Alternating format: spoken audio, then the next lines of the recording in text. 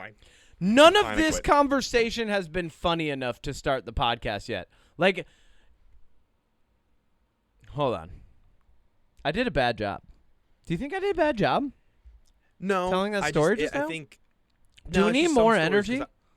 Well, I think some stories can be a little one-sided, and like I don't have a lot that I can input on for something I wasn't there. I'm trying. Yeah. Hold on. Hold on. We're gonna get something going here. We got to get the energy up, and we got to share it. I think we should make it shorter. Let's do it. All right, right now. All right, ready? Hold on. Reset, refresh, ready? Deep breath. Deep breath out. Kevin, I'm very brave right now. You're brave? Yeah, I don't feel good. Oh. And I'm doing this podcast. I'm proud of you. What kind of illness do you think you have? I don't know. It's a little lack of motivation and a whole lot of stomach issues. Oh. I thought you were going to say you had a fever and the only prescription was more cowbell, but here we are. Cowbell? Yeah, do you not get that reference? No. Oh, man, we're failing. All right. I gotta find a way. You know what this really is? You're not feeling well. I have to find a way to get your energy up. I got to be your hype man and get you ready to just do at least an hour of this with me. It's my job. I am the captain of this ship, and my calling is here, right? We can't have this ship go down because I got to go down with it, baby. I don't want to go down with the ship. No. Do you? Well, good thing there's only 2 people on the ship. How big is our ship? It's huge. For just 2 of us? Like, yeah, it's fucking Donald Trump couldn't even describe how big our ship is. Here's a funny bit that we can share. So, do you remember the Upstate Coffee Collective podcast that Matt and I had forever ago? Do you remember that? Yeah, I remember that. I was on it. So we had a whole bit that I would do. Yeah, you were on it. I would come in every week, and this is kind of akin to like what we have now. I would come in every week, and I would try to craft little bits for the Upstate Coffee Collective podcast, right? And many times I would revert back to talking about California Highway Patrol, right? The show CHiPs. Do you remember this? Yeah, CHiPs. At all? Yeah. And every episode, I would find a really like roundabout way to describe it to Matt, right? To get him. It's your Blue Harvest. So yeah, I would keep talking about CHiPs, and it would always end with me being like, "I'm talking about CHiPs, baby." So yesterday at the wedding, that became like a meme amongst the bridesmaids and the groomsmen, where like just randomly you would hear somebody in a different corner of the room say to somebody, "I'm talking about CHiPs, baby." And I've never been more proud and ashamed at the same time of who I am as a person in the moment where people are saying the joke that you carefully crafted, but they have no understanding. You're reduced to just the punchline. You're not even you're not the full joke anymore. I wasn't presenting. It just became a thing that people said. And I can only imagine that's how people who become memes feel. You know, it's like people are like, you're just out there in the world and someone like, give me a meme. What's a meme with somebody? Go ahead. Haktua. Yeah, I mean that's the most extreme example. Exactly. You can't. Like you can't about the one that's spit like, you for the remember this rest one? of You your remember this life, or people be like, "You didn't do it right. You didn't haktua. You just regular spit. What is this? Like, perform for us, okay, monkey." do you remember the one where it's the guy and he's like, this is from like 10 maybe plus years ago, but he's like, "You are dumb. You are really dumb. For real." Yeah. Oh yeah, the interview guy. Or like, you are so dumb. Yeah, that was. Or my favorite one where the guy's like outside the thing is like, I was like, "Hold up. Wait a minute." You like, yeah. You have to do that forever in the internet culture because it becomes this was like a micro version of that.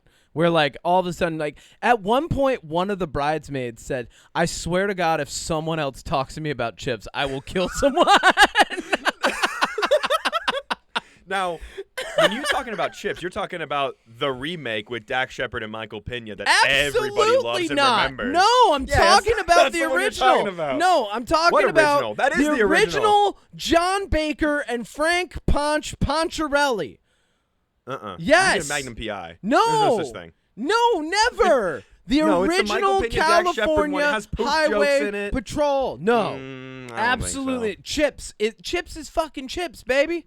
You can't. Not. You have to punch. You have to punch, and you got to do the right punch. You can't. They tried to pass the torch, man. They couldn't. They couldn't pass the torch. There's no way. You liked it, but why would you even insult the show like that? Oh my! well, you liked the movie. I know. Don't deny it on the podcast. Like the show. No, wait, hold on. I have the recording of you. Hold on. This is from a year ago. All right, go ahead. Play the recording. Play this. This play is the Kevin. fucking recording. Everybody ready for this? Yeah. My name's Kevin. And I like the movie Chips. Shut up. I think it's really Shut fun. up. Shut up. You're telling yourself to shut up. Yo, you shut up. That's your AI version that I'm working on. Need some work. Fuck this.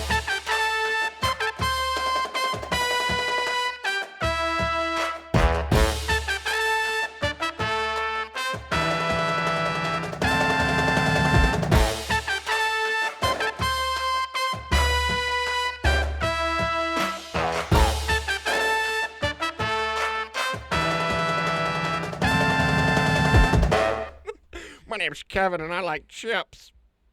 Guacamole I chips. hate you. I like guacamole chips. I do. Just not with coffee. We've learned this. Are you ready to clap?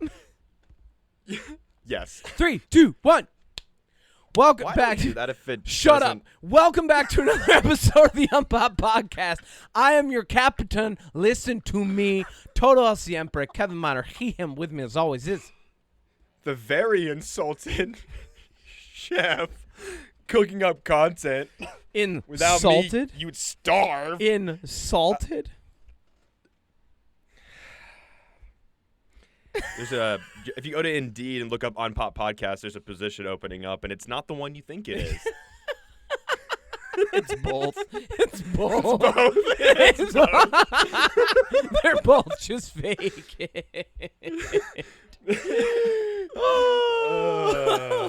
Okay. Anyways. You ready to go? You ready to do this I'm thing? ready to go. All right. All right, Odie We Matthews. have a big episode, probably. All right, Magnum Nopus. Let's do the thing.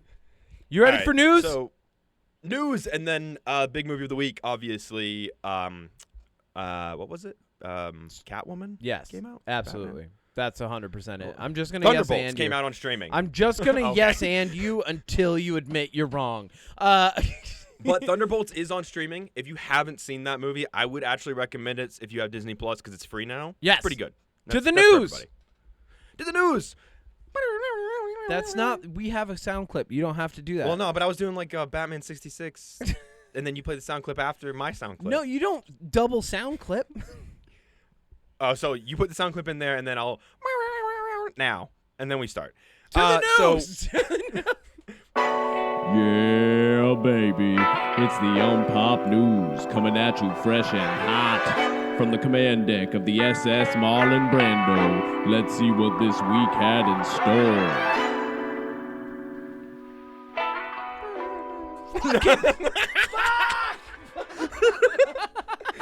What? Who's doing that? What? Crazy. What is the news? All right. Before I are go you excited- insane. That's slowly my goal of this podcast. It's is great. to drive I Kevin love insane. it. Bring it. Are you excited for Roadhouse 2? Absolutely. Can't wait for Are Conor you- McGregor to not be in it. He's not. And Well, you know what? yeah, Speaking of people course not. He's out Of course committing not. crimes in the world. Yeah, he's busy. And yeah, he's filming himself with like midget strippers and stuff. You don't. This man, like, Such a weird guy. imagine being his press manager. Oh, I don't and wanna just imagine like that. you're just like Connor. Just Please stop. one day. Just a day. Of relief for me would be great. Like, imagine the stories that have been covered up with what we've seen of this. Okay, so Yeah. Roadhouse 2. Anyways, are you more or less excited now that Guy Ritchie has exited Roadhouse 2? No longer the director. I'm less excited. I am too. Yeah. I think okay. Here's my thing about Guy Ritchie. He has. What's some your thing misses. about Guy Ritchie? He has some misses. If you saw, Yeah, like 2. and I don't think anybody did. If you Swept saw Fountain Away. of Youth on Apple TV, terrible movie. Wait, That was Guy Ritchie directed that though, but he Yes, didn't I'm talking write about it. his directing. No, I'm not talking about his writing. I'm talking about his directing. He has some misses on directing movies he hasn't written. Okay, here's Let the me thing. rephrase that. A job's a fucking job, right? And Guy Ritchie, for all the things that he's directed that are misses, the things that he's written and directed are classics. Except for Swept Away with Madonna, but we'll forget about that. He wants to forget about that whole marriage. We're going to forget about that movie. You know what? You're actually right, because out of the movies he's written, and I didn't mean to. I want to Lock, Stock, and Two Smoking Barrels. Snatch. I'm going to start with most recent. Okay, hit it. The Ministry of Ungentlemanly Warfare. Pretty good. I liked that movie. It was pretty good. He wrote The Gentleman Show on Netflix. The Gentleman was great. Operation Fortune. I liked that movie. It was amazing. A lot of people didn't get it. Yeah, Wrath of Man is one of my favorite Jason It's Statham. phenomenal. The Gentleman. Okay, so here's the ones that I would say that he's written and directed that are bad. King Arthur, Legend of the Sword. True.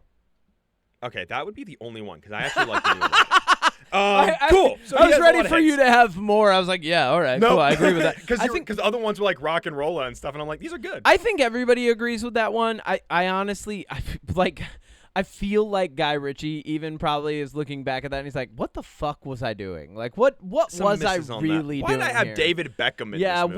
why, what? And like, it had all the elements of maybe being good. Like, you know, like I was actually like, oh shit, yeah. look at the fucking Charlie cast. Hunnam. Yeah. Yeah. Hunnam. And then Jude Law. Jude Law's the villain. He's the villain. It's great. Dude, everything was set it's a up good to movie. be great in that movie. Not a I good loved movie. so many people in it, and then it was, but that's okay. Like, if you have one really bad movie out of all the movies you've ever done, you're fine. You're doing And you great. know what? Out of all the ones to make a bad movie about, a story that is done over and over and over, the King Arthur story, Yeah. at least yours kind of fades in with all the others, and it's, people are just like, that one. There are so many versions of King Arthur that were. Do you remember there was like a Robin Hood. There was a Merlin series that was on in the early 2000s with I remember that. the guy he plays the doctor in the first Jurassic Park. What's his name? The actor. You know who I'm talking Jeff about. Goldblum. No, not Jeff Goldblum. No, the main guy. But what's his name? Like Richard. Oh, What's that yeah, guy's I know who name? you're talking about. Yeah, I don't know his name. whatever. Anyway. But yeah. So Guy Ritchie's he's off on round. He's exiting Roadhouse too. I'm And calling it as of Roundhouse. right now, nobody has filled in those shoes. Who could Here's fill what those shoes? I think because so here's my opinion. Hit on me. it. I think tonally, Guy Ritchie would have changed it up a little bit, and that would have been good. I think now you get a safe bet action director and focus on that. So I think you get the John Wick guy. Who directed I the think first you one? get Was it Guy Ritchie? Peter Berg. Bring Who Peter Berg did, back. I don't think he will, because I think it was creative differences was the Conor main McGregor issue. punched him in the face. Oh, it was Doug Liman.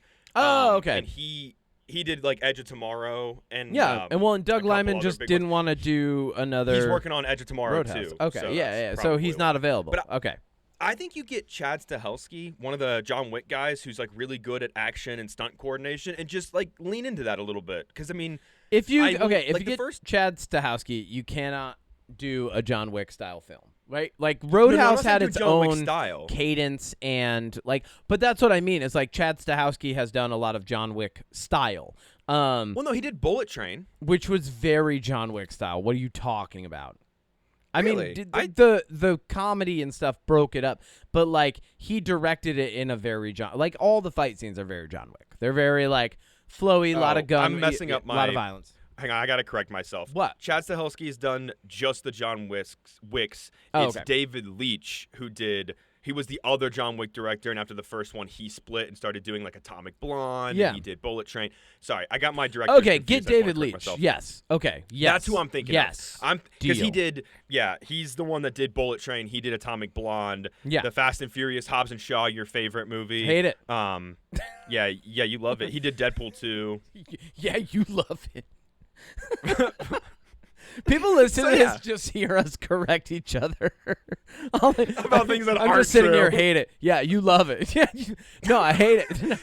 Yeah. So bring in a Roadhouse good 2. action director. All that matters. Okay, the first one. What were the things that we really loved about it?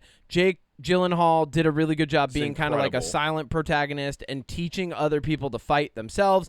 There's a big did punch like up that. at the end that just gets out of this world ridiculous, which was fun. The villain is hilarious. That's where it needs to go, right? We do it needs to need be silly. we need another hilarious villain. Who do you recast? That's not Conor McGregor to be in this movie, to be a hilarious villain. Well, Hear me out. I think you're reaching to the WWE. absolutely. I was gonna say the same thing. 100%. I think you reach into the WWE. You get somebody from there. I don't even know who's popular and could pull Logan that Paul. off. No. No. Next bit of news. Logan- Next bit yeah. of news. Have you gotten around to watching Murderbot No. on Apple TV? No. So I have Alexander one episode Skarsgård, left. right? He's in that. Yeah. He is the series murder bot. finale was on Friday. Okay. And if you're like me and you're one of those people that's like, well, I don't really want to get invested in a show because they all get canceled after the first season. Yeah. So let's see if it's going to get a second season. I have good news. Murderbot got renewed for a second season, and it's pretty good. I haven't seen the series or the season finale, so I mean, maybe it drops the ball, but I doubt it. It's been a goofy, fun time watching Alexander Skarsgård, who I know from things like Tarzan, play this like goofy, fourth wall breaking narration murder robot who really just wants to like watch his TV shows. Yeah. Like deal with these people on a planet with this mysterious threat. It's really good. It's great. I like it. So, not a lot to say on that, but I mean, Okay. honestly, check it out. I'd be very curious to see what you think. It's a quick watch, like 20-minute episodes. When I get some time, I will definitely check that out. yeah, it's pretty good. That's cool. It's got David Delsmalchian in it, who we talked about him last week for the We Street love Fighter him. movie. He's great. I love him. He's Late a Night great with the actor. Devil, I don't Polka see Dot him as Man. M. Bison, but he's a great actor. He's incredible. Yeah. You know what else is incredible? What? The Incredibles bringing back- 5. The Incredibles. That's in the works. Shut up. Bringing back. I'm just kidding. It's Incredibles 3. Bringing back. Bringing back old TV shows. Okay. That finished, and You talking wanna about bring it Chips? back. And I'm talking about Scrubs. Oh. Did you like Scrubs? Did you ever watch Scrubs? It was fine. I never watched Scrubs. It was fine.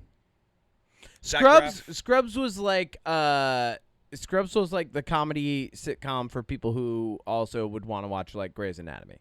Like it's very like the comedy's there, it gets a little zany, but the punchlines are very like set up, knockdown, set up, like it's very easy, like it's being kind of House, but kind more of silly. spoon-fed to you. Yeah, like somebody says something and that triggers this little aside, or like, but like it at the same time, like it had a very goofy spirit about it. So yeah, it was good because it did kind of make fun of medical shows too. Oh yeah.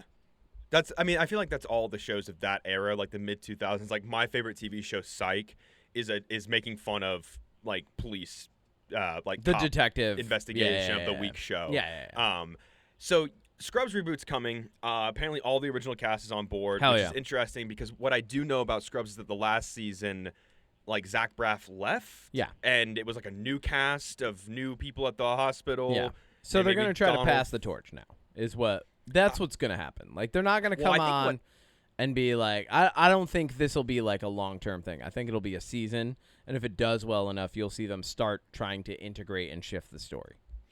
Well, it's interesting because I think there's another example of this that's more in line with what you're saying. From what I've read about the Scrubs reboot, the reason they're bringing it back is because everyone hated the last season. Oh. And they're like, oh, that wasn't a good way to end the show because, like, we wrote out our main character, so let's do this again. Yeah, that's lame. But, like, correct? Because on the flip side, this fall, the Office spinoff called Office 2. it's about a Midwestern newspaper company What? that the same documentary crew that filmed The Office, like that did in the universe of The Office, Yeah, like the yeah, same yeah. people that filmed the Paper Scott, what's the Thunder Mifflin Yep. is filming this like Midwestern paper company, and Oscar Nunez is the only character that's going to carry over. Oh, that's which is cool though. interesting. Yeah, all right. So, I mean, we got like these spinoffs of like highly, sought after, like incredibly nostalgic and like people hold close to these shows like Yeah. Scrubs, The Office, Parks and Rec. Like these are shows from the mid 2000s that carried into the 2010s that people like will defend. And Yeah. I get that.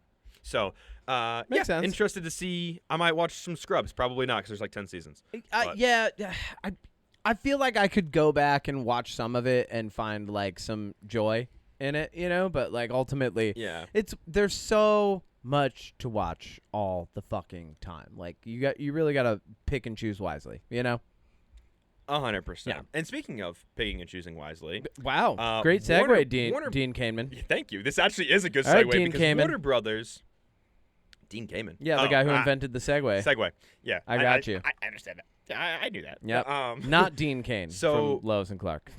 If you had to cast anybody you want as Superman, no matter Conor McGregor. who they are, what they look like. No. Just because you're obsessed with Conor McGregor doesn't mean you can put him in everything. As Superman. Okay, I'm just gonna skip this. No, I'm no, gonna skip no, this no, joke, no. and I'm gonna ask you if you think this person would be a good Superman. Okay. You ruined it. Probably You the ruined better way it. to go. Do you think Michael B. Jordan would have been a good Superman? Yeah. Why? So he was cast as a Superman spinoff. I don't remember the Superman name, but there is a Superman Who's black? that is black. Okay. That would I can't remember. It's something L, like Zor-El, Kal-El. I think it's Sol-El. Cool. SOL-EL. Wonderful Warner Brothers Discovery CEO David Zaslav canceled that project because he thought it would be too woke. That's lame. That's lame. We need a really good Michael B. Jordan superhero film. Here's the thing. Michael B. Jordan should have been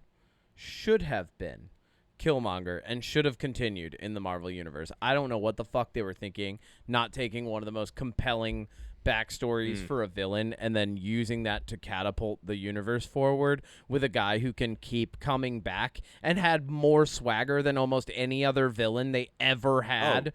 Right? Easily. Like Thanos had like the ominous whatever to him, Well, but he's like intimidating, Killmonger was but- actually like playful and fun and devious. Like He was kind of scary. and because like the you thing know. is like calling something too woke is just we're at the point now it's gone on long enough that I feel like I can say you're just revealing your own cultural bias because you're not allowed like this is not something that was like they're not like we're canceling Superman to do this. They're like no we want to do this as well. And I think it's Elseworlds, important like the Joker. and I think it's important as the world continues changing to show different perspectives and have different versions of different stories. I mean, I can't tell you how many times have we fucking reskinned Germanic fairy tales, Native American tales, Hindu legends. Like there's so many Easily. different cultural things that have moved from. We did our episode on zombies. Like the word zombie came from Africa. Like there's so much that has been culturally twisted and shifted over time just because as it's happening and we're able to see the process and receive information on it as it's happening doesn't make it woke. It's just a thing that's always happened. Have a black just Superman. I would love to have a black Superman. That'd be fucking great. Like, Oh, I yeah. have no problem with that whatsoever. I Well- think calling it woke that's what I have a problem with because, like, what a bad reason. Like, give a good objective reason, right? Like, Yeah. show me the good Yeah. reason that you don't want that. Like, the actual, like, nuts and bolts make sense reason. Don't just throw your bias on it. Yeah. Yeah. I don't disagree at all. I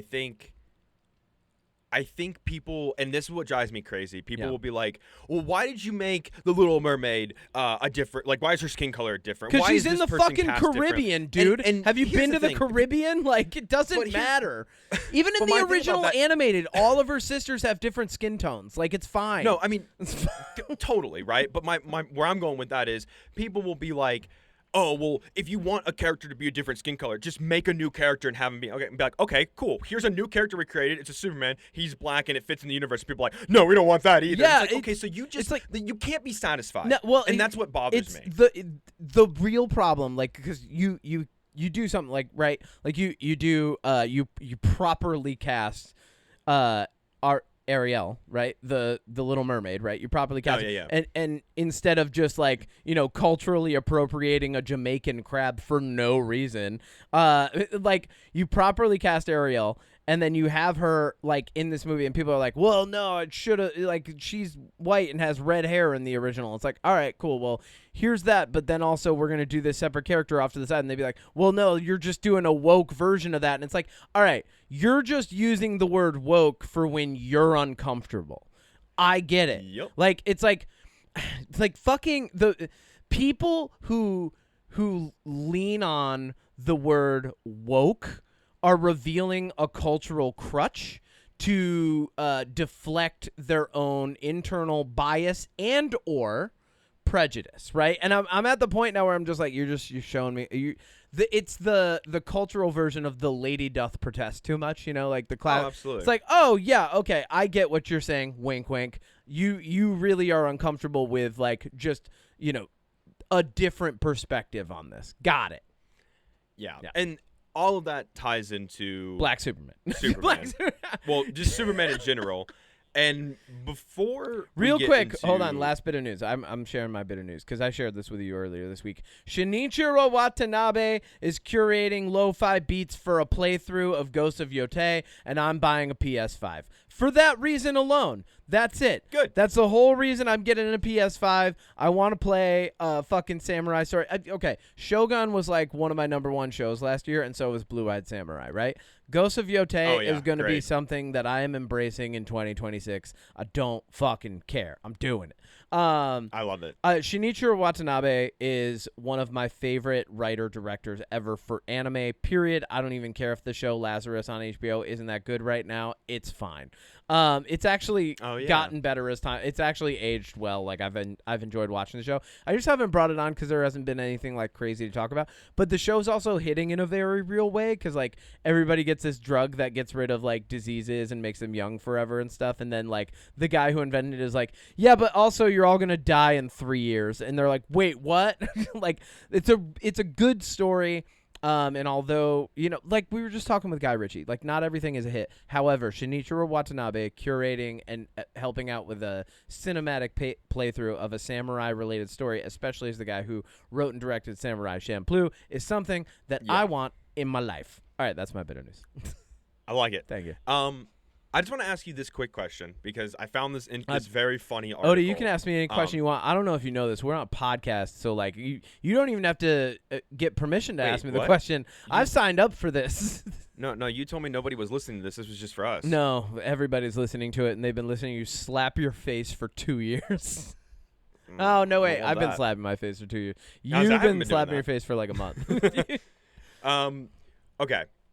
Before we talk about Superman. Okay. Because you can't talk about Superman without talking about Batman.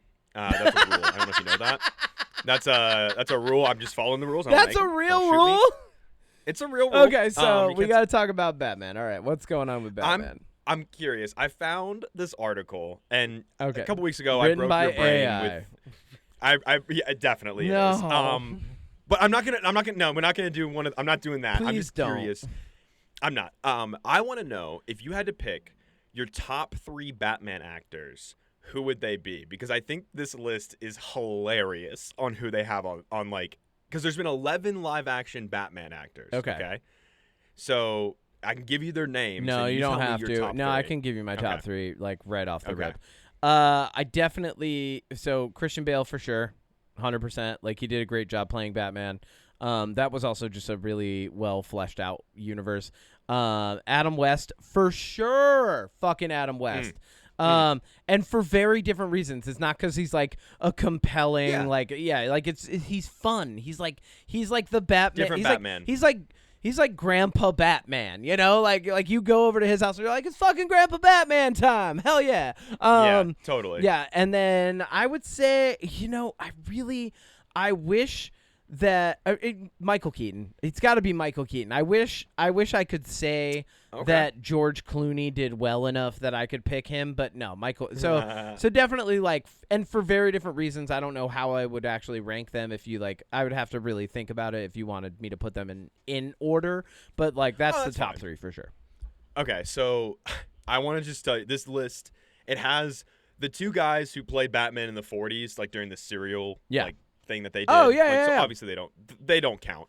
I mean they do, but they don't. Then it has Ian Glenn from Game of Thrones. He was Batman on a TV show like for 2 episodes. Okay. Or something. He was on Titans. Okay, so then they have George Clooney at the bottom of the list basically, which is only, and if you I read the descriptions he's for only all of in these, one movie. and they literally they just put him in there like at the bottom because they were like, well, he bobs his head a lot and he's goofy. He's in like, Batman yeah, Forever, right? It's Batman and Robin. Batman and Robin, yeah, all right. Yeah. So above George Clooney, dude, they have the child Bruce Wayne who never suits up as Batman from the TV show Gotham. That's weird. That doesn't make sense. And then after the kid, they have Val Kilmer, but Val Kilmer is above Ben Affleck. I would put Val Kilmer above Ben Affleck. I don't like Ben Affleck Batman. That's fair. Yeah. But what might surprise you Ben Affleck is that, is just being Ben Affleck. Like he's like, okay, yeah. All right. I wanted to get to the top 4 because I think this is where it gets kind of funny. Hit me with the top 4. 4 is Christian Bale, 3 is Robert Pattinson, 2 is Michael Keaton, and 1 is Adam West. Okay. It's just like those are all fine, but just like Move the Christian order Bale is up just, and like, you've got my top 3. Pretty much, but I just thought that was funny because the reason for Adam West is they were like, well, he was the one that made it iconic, so he's the best. And I'm like, that's not how that works. Yeah, but okay. no, that's not how that works. AI. All right, yeah, AI. Yeah, thanks AI for thank you AI for being a net negative for humanity. Love it. Thank Always. you. I'm so glad you've solved 2 problems and created millions more. So now that we've done our, respected and mandatory Batman mention, we can talk about the new Superman movie. Great. And the first thing I want to talk about, and I told you this before the pod, CHiPs. was yes. So Michael Pena's character, Love it. He rides a 2012 Honda SRT bike. He plays 460 cc. I have no idea. I've never seen that movie. Great. And I don't know bikes. Moving on. So Odie Matthews at the movies. there's been a lot of buzz in the movie news sphere about the budget and box office expectations and requirements that Superman needs to meet. What was the in budget? order to be considered a success? Now, obviously with budgets, it's never exact because no studio is ever going to tell you. I want to know what it was to the penny. All right, let me. It's just do some estimated. math. Carry the 3. It's about $425 million, and that includes marketing. Because usually the rule is you take the budget, you double it, and that's marketing. Well, in some movies, when they report the budget, they don't report the marketing budget. Exactly. Okay. So it's estimated that the Superman movie cost around $200 million, and they put another $200 million in marketing. Okay. Which I don't think is necessarily true. Yeah. I don't think this is a $200 million movie. The salary for the main 3 actors, only Nicholas Hoult made $1 million. Everybody else made like $700,000. So nice. You don't have Okay, the yeah, star yeah. power. Like you're not paying, your Christian Bales and stuff to play this superhero. You're not playing. I was gonna say, your I don't Ben think this Affleck. movie cost $400 million to make. No, I think the budget is probably closer to $180 million. It Yeah. looks like about. To me, but I'm not an expert. I So could say around the it was- $200 million mark would make sense to me, like half that budget. Yeah, I totally. And so the word on the street was that if this movie doesn't make $700 million, it won't break even. It won't be a success. Someone made that up. James Gunn's gonna get fired, and blah, blah, blah, Somebody blah, blah. made And that up to create like a headline that they could push for sure. That's 100% clickbait. because This is that I'm glad Mad you mentioned Max that moment. because That's bait. Dude, yes. And so I Googled this morning Superman box office requirements just to see what would come up. Like, did a little play on it. And quite literally, these articles look like clickbait. Like, Superman opens to 210 worldwide opening. Still has a while to go to break even. Superman lifts off with 56 million opening day. Long way to go to break even. Like, all of these have long way to break even. So this Gunn feels came out, manufactured. James Gunn came out and was like, listen, I would never do that. That's stupid. I would never say a movie has to make that much money to be successful. Yeah. We want people to like this. You know who would say that? Fucking David Zaslav would say that. Exactly. And so here's the thing. Do I think Superman's a $1 billion movie? I think it should be. I think it should be one of the superhero movies that crosses $1 billion. Will it? Okay. I don't know. Hear me out. This is the first serious installment of the DCU. I do not think it's a $1 billion movie, and I do not think it's a $1 billion movie for the same reason that if you asked me if Iron Man 1 was a $1 billion movie, I would say that was. They're not. They're introductory. No. They're meant to get people into it, and I think it does its job. But keep going. Well, I I think that's interesting. It looks like it's going to have worldwide over the entire opening, which includes the Tuesday Amazon Prime Fandango pre-screening Which you at went IMAX to. theaters that I went to. First movie I've spent money on in over a year. $20. Woo! But yeah, it looks like it's going to have like it's like 225 Yeah. million opening, which is so good. Like that is that's a really good worldwide opening. That's It's a great the weekend. second largest opening weekend in America. I think the only thing that beat it might have been Minecraft movie, which makes sense because that's a kids movie and it had like a 5-day weekend. Minecraft movie came out at the perfect time, and it was a kids movie, and every fucking parent just brought their kid. And not only Minecraft has a baked-in fan base that's more universal than even Superman. Absolutely. Right? You know what I'm saying? Like, oh yeah, because there's- you had people like me that were like, "What is this Minecraft movie? I gotta know." Yeah. That went to go see what it's like. Like you had all of it. but there's so many So- people that play Minecraft. Like, Oh, like, totally. and people I've that never played don't, Minecraft. people that have never even that know zero superheroes play Minecraft. Because Minecraft, what is Minecraft? It's it's building simulator. legally different enough Legos. Like that's Yeah. what it is. Like, yeah. So all That's right. incredibly true. So yeah, that's what I wanted to talk about real quick about the box office with Superman. I think it's silly, because here's the thing: like, we have become so like, what's the right word? Desaturated on how much a movie should make in order for it to be successful. We've tied the box office number with the potential and the good factor of that of movies, and I think. If you would have said 10 years ago, if a movie would have opened 225 million worldwide, that would have shattered. It would have records. blown Like, that's people. insane. Yeah. But now Blown it's like, people away. oh, well, if it doesn't make $500 million, it's not. It's like, yes, you had your Avatars and your Avengers Endgame, but like Avatar was a phenomenon that people just loved, and Avengers was a 10+ year buildup. Obviously, those are billion-dollar movies. Measuring a movie in the initial run's profit margins alone is the dumbest thing you could do. Right? Well, because a think big about factor how of many that- we have an entire swath of movies that are considered cult classics, movies that bombed and then over time made their studios back infinitely more than some of the movies that did well initially. Well, yeah, and a big problem of that is it used to be DVD sales and rentals, but now since everything goes to streaming and nobody buys DVDs or Blu-rays. Exactly. Because I think I want to say it was a Batman actor recently, and I could be mistaken, but somebody came out and was like, back in the 90s and early 2000s, it was Matt Damon. He was like, it was about the Bourne trilogy. He was talking, I saw an interview, and he was like, back then, if the Bourne movies only made, 200 million in theaters, that's fine because we knew we would make another 200 million in DVD sales. And, and that's what you counted on. Yeah. But now the pressure is on the box office. And what sucks about that is you get really good movies that come out and then like F1. F1's amazing.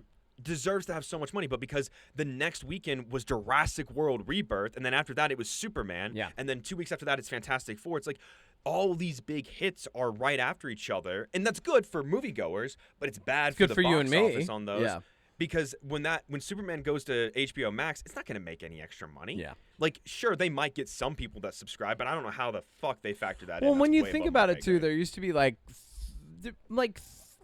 3 to 5 really big blockbuster movies a year, Yeah. right? And Like then one a everything month else was during the like a summer. movie, and like it also used to just be culturally acceptable for like a movie to be fine. Like yeah, it did all right. That's great. Nobody was like, oh, it only made back 10 million extra. Like, no, if you made 10 million extra, great.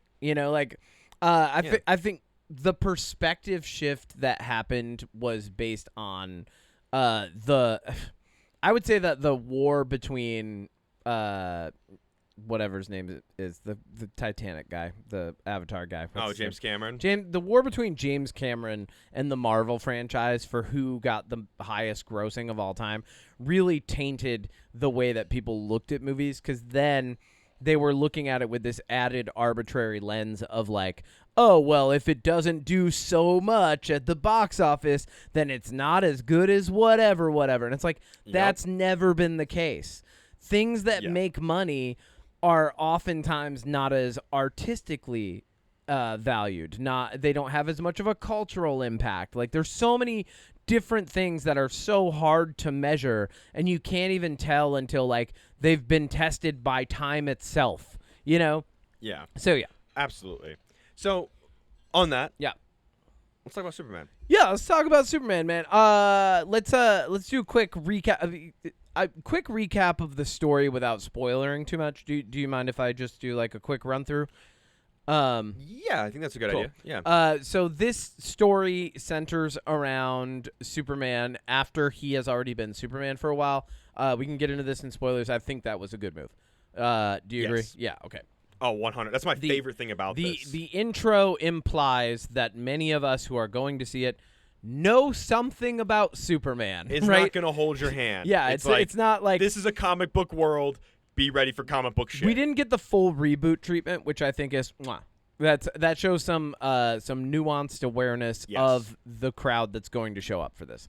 It's like I said, it's the first installment as far as like big movie goes for James Gunn's DCU. I think it does a really good job showing and not telling for the most part. But what we get is Superman has just lost his first fight to the Hammer of Baravia, right? Baravia, however you want to say it. If you're from I can't remember Baravia, how you they say it Baravia. now. Yeah. Well, it's Baravia if you're like, bringing fucking bland ass macaroni salad to the cookout, right? That's what it is. So he loses a fight, and then the story is about how he has instigated some conflict around his name, a little bit of drama, right? You get in the trailer. He interfered in a country conflict. Yep. Without permission from anybody. Yep. He didn't check in with anybody. Didn't check in with the president of the United States. Didn't represent anybody. Just shows up, thinks that he can solve things, even though everybody knows his home base is in the U.S. Right. So he's entrenched in a little bit of international turmoil. Lex Luthor is trying to take him down, as Lex Luthor is wont He's to so do. mean. Nicholas it. Hoult, absolutely phenomenal. Throughout the story, we see how Superman's relationship to each person in the film changes, and he grows a little bit. And really, like, the movie takes us on a journey through Superman's identity, where he learns how he wants to define himself as a superhero insofar as his future actions go, and that's told through some really interesting fights that he has alongside the Justice Gang and and it turns out that Lex Luthor has larger plans than what was initially revealed in the movie. Superman has to thwart those plans. Spoiler alert on this: Superman wins. Like What? Superman and his friends win. But we take this nice journey, and Not then at without the some loss, though. What's I that? will say, like, little sizzle. There's some loss in this. There's There's some some loss. moments that I was like, holy crap. yeah, it was good. But then at the end of the movie, we get a glimpse forward into what the DCU is, and really, like, before we get into spoilers, I would say that, like, the big enemies in this are nationalism and misinformation. Oh. Like, for sure, Absolutely. right? Like, so. Oh, yeah. Yeah. This. And billionaire ego. Yeah. So, without further ado, I don't think there's much more that you can talk about for No, this I think movie that's a without good saying spot to- spoilers. Like, Look, I will. Here's the thing about Superman. And before we get into spoilers, 'kay. It looks phenomenal. It's colored in a way that, in some ways, to me, everything's feels like not brown and gray like the Marvel universe. Dude, there's like Superman's suit stands out Yeah. in Metropolis. Like the colors, like, and it's in the trailer, like when the tanks explode and they're bright yellow. Like it looks colorful. Way And more I'm not gonna say it vibrant. looks like a comic book like it doesn't look like a comic book panel necessarily, but like the color and just the overall look of this movie is phenomenal. The sets look great. The CGI, for the most part, I think there's a couple areas where it looks a little wonky, but it also feels like maybe it's supposed to. Yeah. You know? Well, Like, James when Gunn he punches does that guy's teeth out, which is also in the trailer. Well, yeah. That felt a little warped, but maybe it was supposed to be. Well, James Gunn does have a very wonky sense of, like, yeah. visual, right? So, like, I would say, like, without spoiling anything else, the best things that I could say is that the actual narrative arc of the film is good. Ultimately, we learn a little bit about every single character that this film values, right? And then and we even get some side characters that are interesting, but they don't take too much of the spotlight, you know? So like it does a very good job balancing character development and character attention. And there's a lot of characters in this, and if you were like me and you saw the cast, and you're like, this person's cast, this person's cast, this person's cast, you're like, wow, how are they gonna? That's a lot of superheroes. That's a lot of people in this movie. Yeah. Really well. Yeah. They balance it all really well. Really and good. I think this is a testament to James Gunn's writing and attention to detail with this kind of movie. Yeah. And if you're not a James Gunn fan of directing, you're probably not going to like this because it has his sense of humor. It has a very James Gunn moment, which we'll talk about in spoilers. There were a lot of Guardians of the Galaxy feels to this, right? You know what I mean? And, but like and first fine. Guardians of I the think Galaxy feels. Yeah, and I think that kind of fits Yeah. because you kind of get that with like the Justice Gang, which is like the Green Lantern, Hawk Girl, I love Mr. them. Terrific. And I think that for every character, when they're on screen, they're serving an actual purpose. It's not like, oh, Green Lantern's here because Green Lantern's here. It's like, no, Green Lantern's here because he's going to have this conversation with Superman or with Lois Lane or with Hawk Girl, and that conversation matters. Yep. It means something. Or there's a joke in there that like comes to play later. Like I am very impressed with the way that James Gunn not only wrote these characters to all like every moment that they're on screen matters, but how they all have a very distinct personality and sense of humor. Yeah. Because everybody's a little funny. Like even Jimmy Olsen is a little funny in this, but Jimmy like in Olsen's their own hilarious. way. Nobody is the quippy guy. Nobody's running around being like, oh, see you later, and then they're punching. You know what I mean? Oh, I can't yeah, give a yeah, quip, but like nobody's the quippy guy. Like Nobody's they're funny, but they're funny dropping because puns. of their personality. Yeah, nobody's dropping Yeah, puns as yeah. they're punching things. Yeah. Like I will say this, my favorite character. Yeah. Hit me. Like side character, I should say. Mr. Terrific. Oh, Stole yeah. the fucking show. Crushed it. Absolutely. I went into this fully expecting to love Green Lantern Nathan Fillion the most because I love Nathan Hal Fillion. Jordan. I'm a dude. He's Guy Gardner. Oh, but sorry, Guy sure. Gardner. Yeah, Kyle Chandler's going to be Hal Jordan. And Oh, then, cool. The guy that I told you to watch in it doesn't matter. Whatever. Anyways, the Lantern show is coming out with all three lanterns. Cool. But yeah, Mr. Terrific, holy shit, incredible. I think like yeah. Mr. everybody Terrific everybody crushed it. is, but yeah, he stood out. Yeah, definitely. Really, a couple really great cameos too. So spoilers. Getting into spoilers.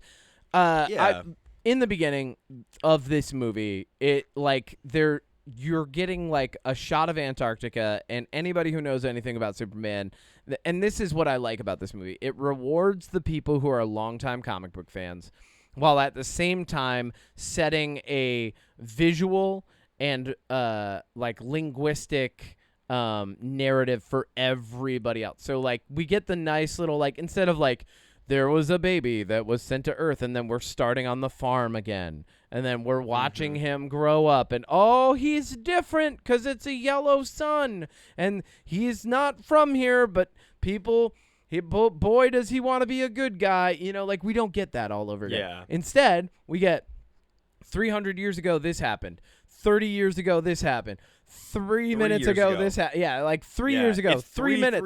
3. I love it. And then 30 seconds ago he just 30 seconds? 3 minutes. 3 minutes 3 ago minutes. he just lost his first fight. His first ever fight. Yeah. Which I was like dude, when I saw He lost that, for the first time. I was like, perfect. So I was in one of the most interactive theaters that was the best experience I've been in. Like, not people talking and being like the reactions. It was it felt like you know when that popped up, I literally heard somebody when it was like when it said 3 minutes ago he lost his first fight. Someone went yeah, and I was like, yeah, I agree. This is awesome. Yeah. Like this is exactly You did it right. what I want. And my favorite thing about this movie, and we're in spoilers now. Yeah. I think, and I might say my favorite thing about this movie a lot because I love this movie.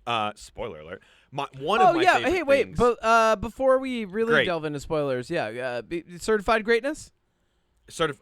Probably my favorite movie of the year so far. Certified Greatness, baby. All right. Yeah, we I'm did not- it. Greatness.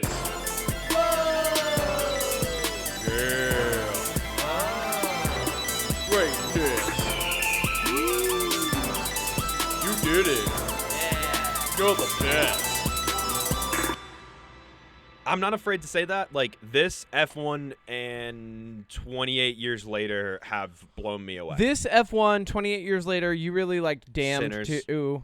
Damned, the Damned, and Sinners. Yeah. There's some good Yeah, movies there's this some good year, movies. man. There's good movies Yeah. this year. It's going to be hard at the end, but one of my favorite things about Superman, and this is what I have been wanting for superhero movies since the phase 1 of Marvel, really. Hit me. Just show me a superhero being a fucking superhero. Yeah, that's and it. look, I get the appeal of, like, we're going to build up for an hour and a half this epic fight. And, like, Yeah. that's cool. And that works. And I like that sometimes. But what I like more than that is seeing a superhero save people. And that's basically what you see Superman do. Mhm. Like, he only has one real fight in this, kind of. Yeah.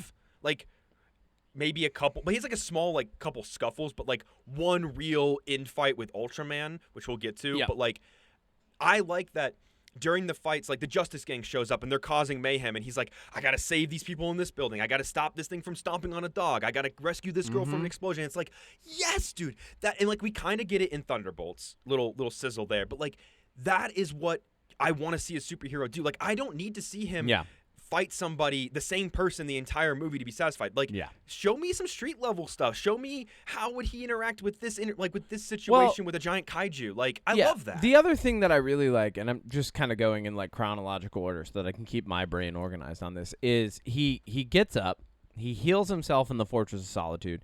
This character who we find out is called the Engineer shows up and finds it, right?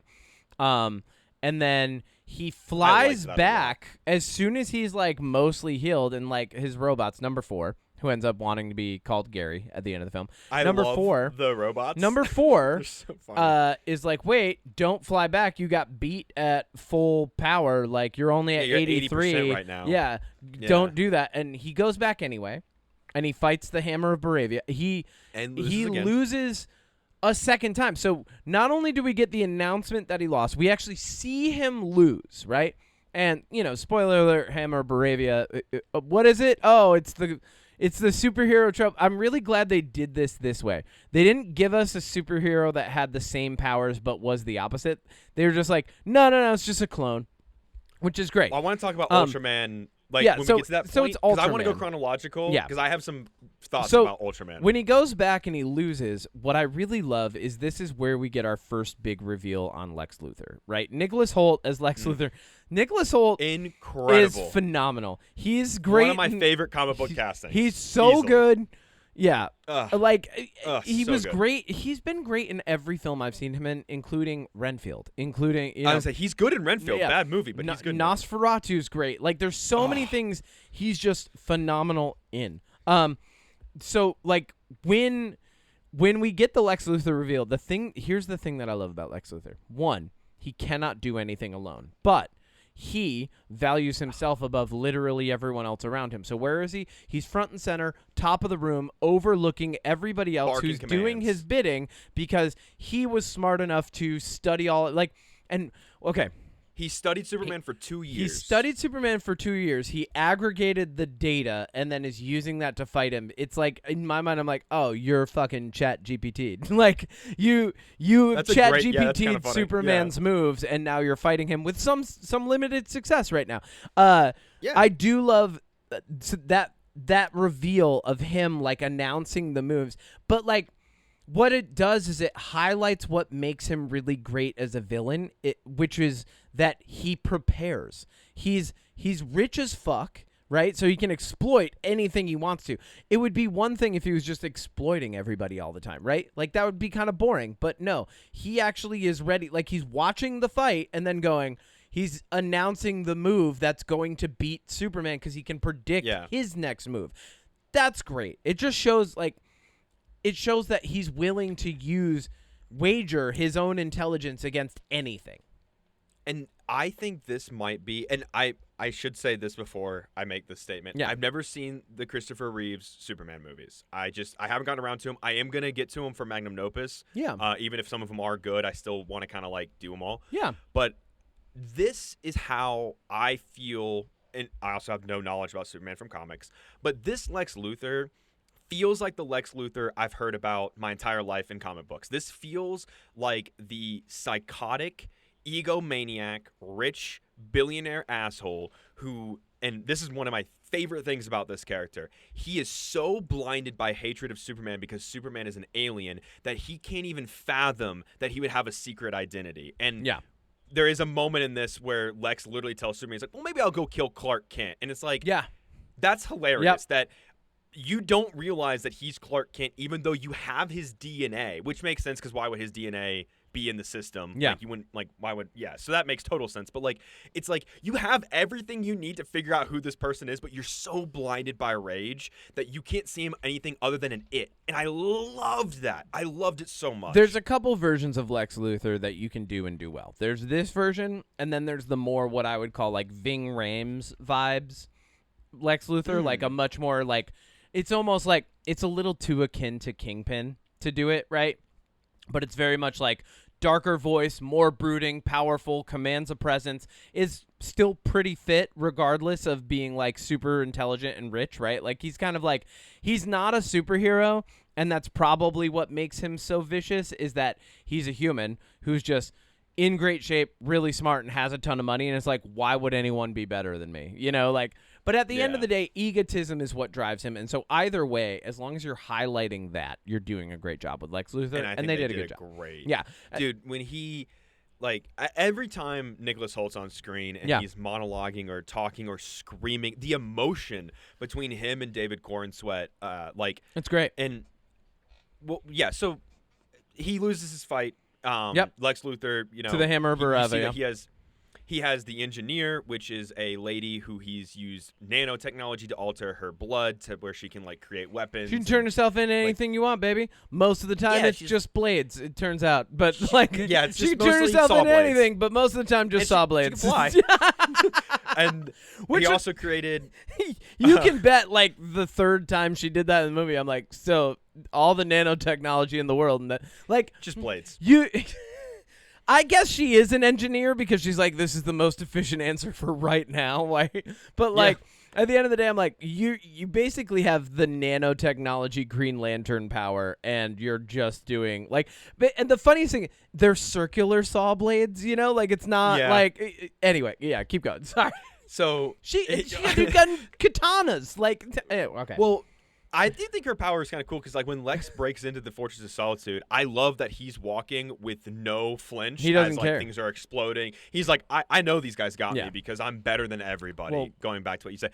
But he creates the engineer, and then he creates Ultraman, which, I mean, spoiler, it's pretty obvious. I don't think the movie tries to hide that it's Superman, a Superman clone. Do you? I don't think it's trying to. I think it does for people who are unfamiliar with the story. And there actually was, like... There was a moment where I was like, is this the clone version of, or are we going to find out that this is like another Kryptonian? Like there was a moment where I was like, maybe this is just like an angry Kryptonian or Zod or somebody. Yeah, but then like enough of the movie goes by where he doesn't speak that I'm like, oh, it's a clone. Like, and that's that's how I knew. Well, and there's also a moment where they walk. Yeah. You see him walking behind him, and they literally are walking the exact same. Well, and I was like, oh.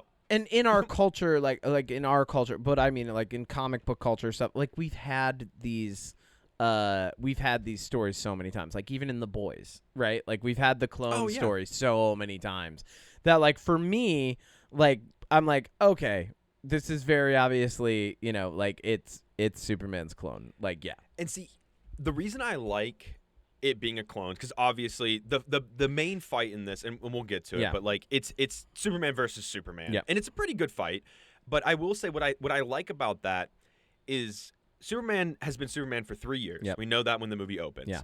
This is the first time he's lost a fight, and as far as we know, he's probably not really fought a lot of other metahumans, or at least none that are up to par with his power, probably right? not a ton. So I like that moving forward in this universe, Superman now has fought somebody equally as powerful as him. He's learned to overcome it, which means that when we get the big threats like Darkseid or Brainiac or Zod or anybody that can match his power, he's going to have like kind of that experience. And that's something that always bothered me about Man of Steel, is that this is a Superman who's never fought anybody, and his first fight is somebody that's equally as powerful as him. And like, that's cool, but like also no. Yeah. Here's what I like about it. They got it out of the way. Like it's done. Like we don't have to worry that like 2 films from now Superman fights Superman. Like we did it. Thank God, right? Like we could maybe do Bizarro, well, but not only that, it's a clone of Superman at the stage that he's at. Like he's not I wouldn't say that any of the characters are like he's the strongest thing ever in like this movie. They're like, no, he's pretty fucking strong, but yeah, like he's not like he hasn't moved the sun. He hasn't spun the earth backwards. Like he hasn't done any of those crazy things. So we got a clone of him at a younger stage. So that way, like when we get a clone, like there's no story later where it's like that one's going to throw the moon at the earth, you know, like we've avoided that. I think that's good. So, right. Because I do like to go chronological and go I'm ahead. just kind of sizzling some thoughts, but We're going through the plot. And then we get the guy from Baravia. You get to see Clark Kent. Oh, and yeah. One thing that surprised me about this movie is the lack of Clark Kent. And I'm okay with that. Like, I think the amount of Clark Kent we got was good, but this movie really focuses on his struggle as Superman, and I think that's a good way to look at it. Yeah. And so he goes to the Daily Planet. Yeah. And we meet Lois Lane. Yep. Fucking incredible. Yep. She's great. What is her name? I should have brought up the cast. And then we meet Jimmy Olsen. And Jimmy Olsen's actor, Skylar Ghost. All right, we got Rachel Brosnahan as Lois Lane. I'll go through the cast real quick. All right, we got Rachel Brosnahan as Lois Lane. We got Nicholas Hoult as Lex Luthor, like we already said. Dave Cornswhite as Superman. We've got Isabella Merced as Hawk Girl. We love her. She's phenomenal. Bradley Cooper makes a cameo as Superman's dad. Nathan Fillion is the Green Lantern. We've got for Eve Teschmacher, who is Jimmy Olsen's girlfriend. We've got Sarah Sampaio. Skylar Gisondo is Jimmy Olsen. That's him. Frank Grillo is Rick Flag Senior. There's a lot of, and then like briefly, Sean Gunn. You see him in one clip as Maxwell Lord. He was announced in the cast. That's not a cameo. Like he was supposed to be he had a couple other scenes, but then they cut him, which I think is fine. Alan Tudyk is the Superman robots. Just to go through this real quick. Gary. Yep. Eddie Gathegi is Mr. Terrific, which we've gone over. Incredible. Yep. Michaela Hoover plays a really great Cat Grant, who is one of the reporters. She's so funny. Yep. There's so many, like, we even got, Beck Bennett as Steve Lombard from the Daily Planet, and then Wendell Pierce as Perry White was fucking. And that's a great dude. Oh my God, there's so many good. Yeah, so that we get the Daily Planet cast, which is, we get our Perry White, Jimmy Olsen, Lois, Steve, and Kat. Jimmy Olsen's actor has a special place in my heart. I mentioned actually earlier in this episode this show, Psych. Psych is my favorite TV show ever made, period, forever and ever and ever. I've seen it 11 times through now. Wow, that's too many times. 8 seasons and 3 movies, too many. baby. You got a problem, baby. Yeah, I do. And it's called Psych. But Skylar Gisondo is actually in the later seasons of Psych as young Sean Spencer. And that's where I fell in love with him. He's been a great actor since he was a kid.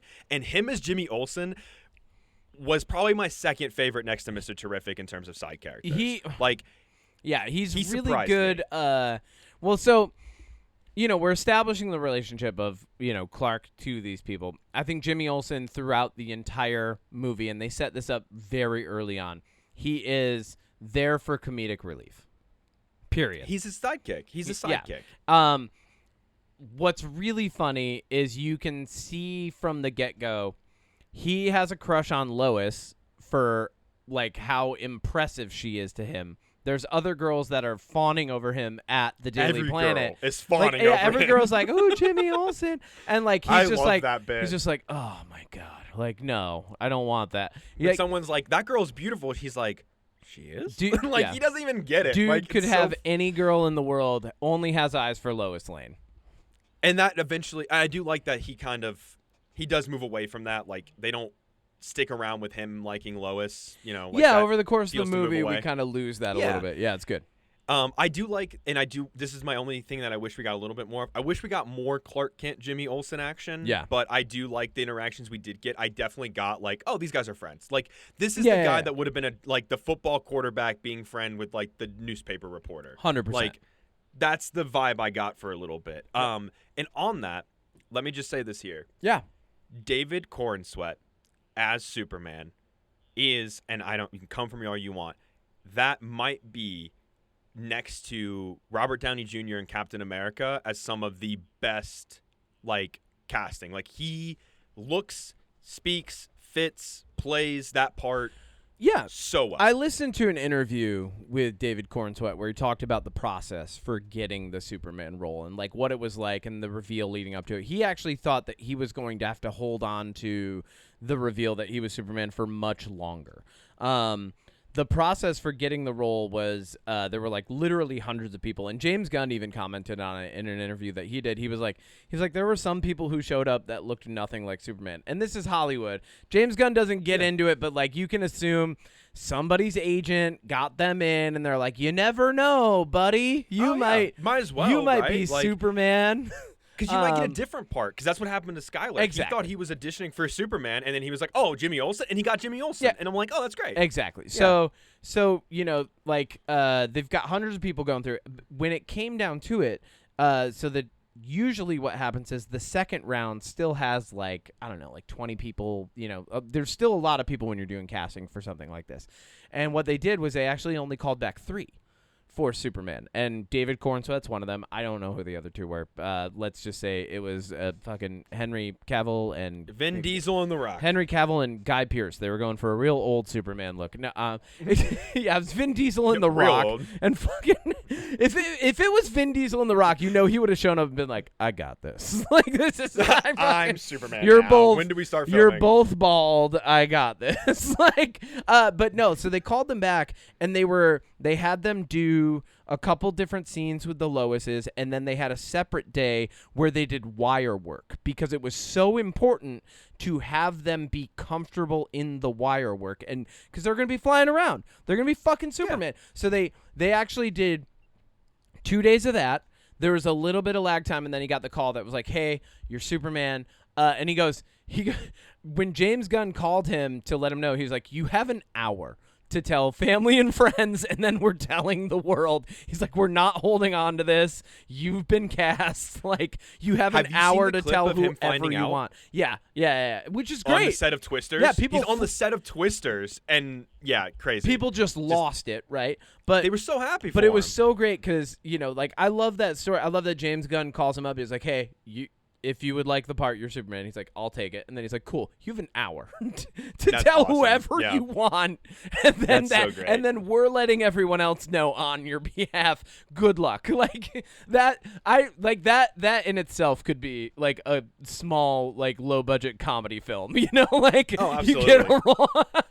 But yeah, so like going off of what you were saying, yeah, phenomenal Superman, possibly like it's so hard to say best Superman and not like at least tip a cap to Christopher Reeve, who really Christopher Reeve in a way, not like Adam West, because we've talked about Adam West, right? Adam West was an iconic Batman.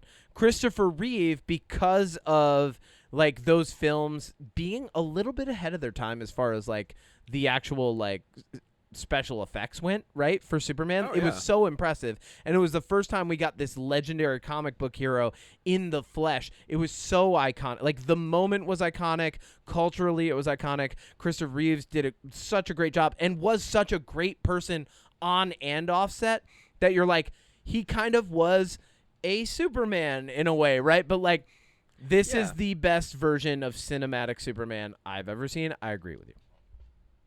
And I'm going to say he's the best, but I've never seen Christopher Reeve, so that's why I didn't want to say best Christopher Superman. Reeves is great. He's great. He's like, but best Superman for me. This is I agree with you. David Cornsweet, favorite Superman. Christopher Reeves, close second. So then, after the Daily Planet, you know, we meet the Justice Gang, which is Guy Gardner, Green Lantern, asshole. He's supposed to be an asshole. I love him. Nathan Fillion even said, love like, him. He's a dick. He is Nathan such Fillion a dick. Dude, and he said in an interview, he's like, I dropped more F-bombs in the Lantern show than I have my entire career. And I was like, yes, awesome. That means it's R-rated. Let's go. That's another thing. I love that this movie swore. Yeah, that was great. Well, of course. Yeah. It's PG-13. I think, here's the thing. They got one F-bomb, and they used it. I forget where, but they also did swear a couple other times in the movie where like there were a couple moments where they swore, and I was like, oh. And not only that, we did get the Green Lantern middle fingers flipping shit later. Anyway, I loved that. But yeah, so like this movie, there was a moment where I was like, is this movie R?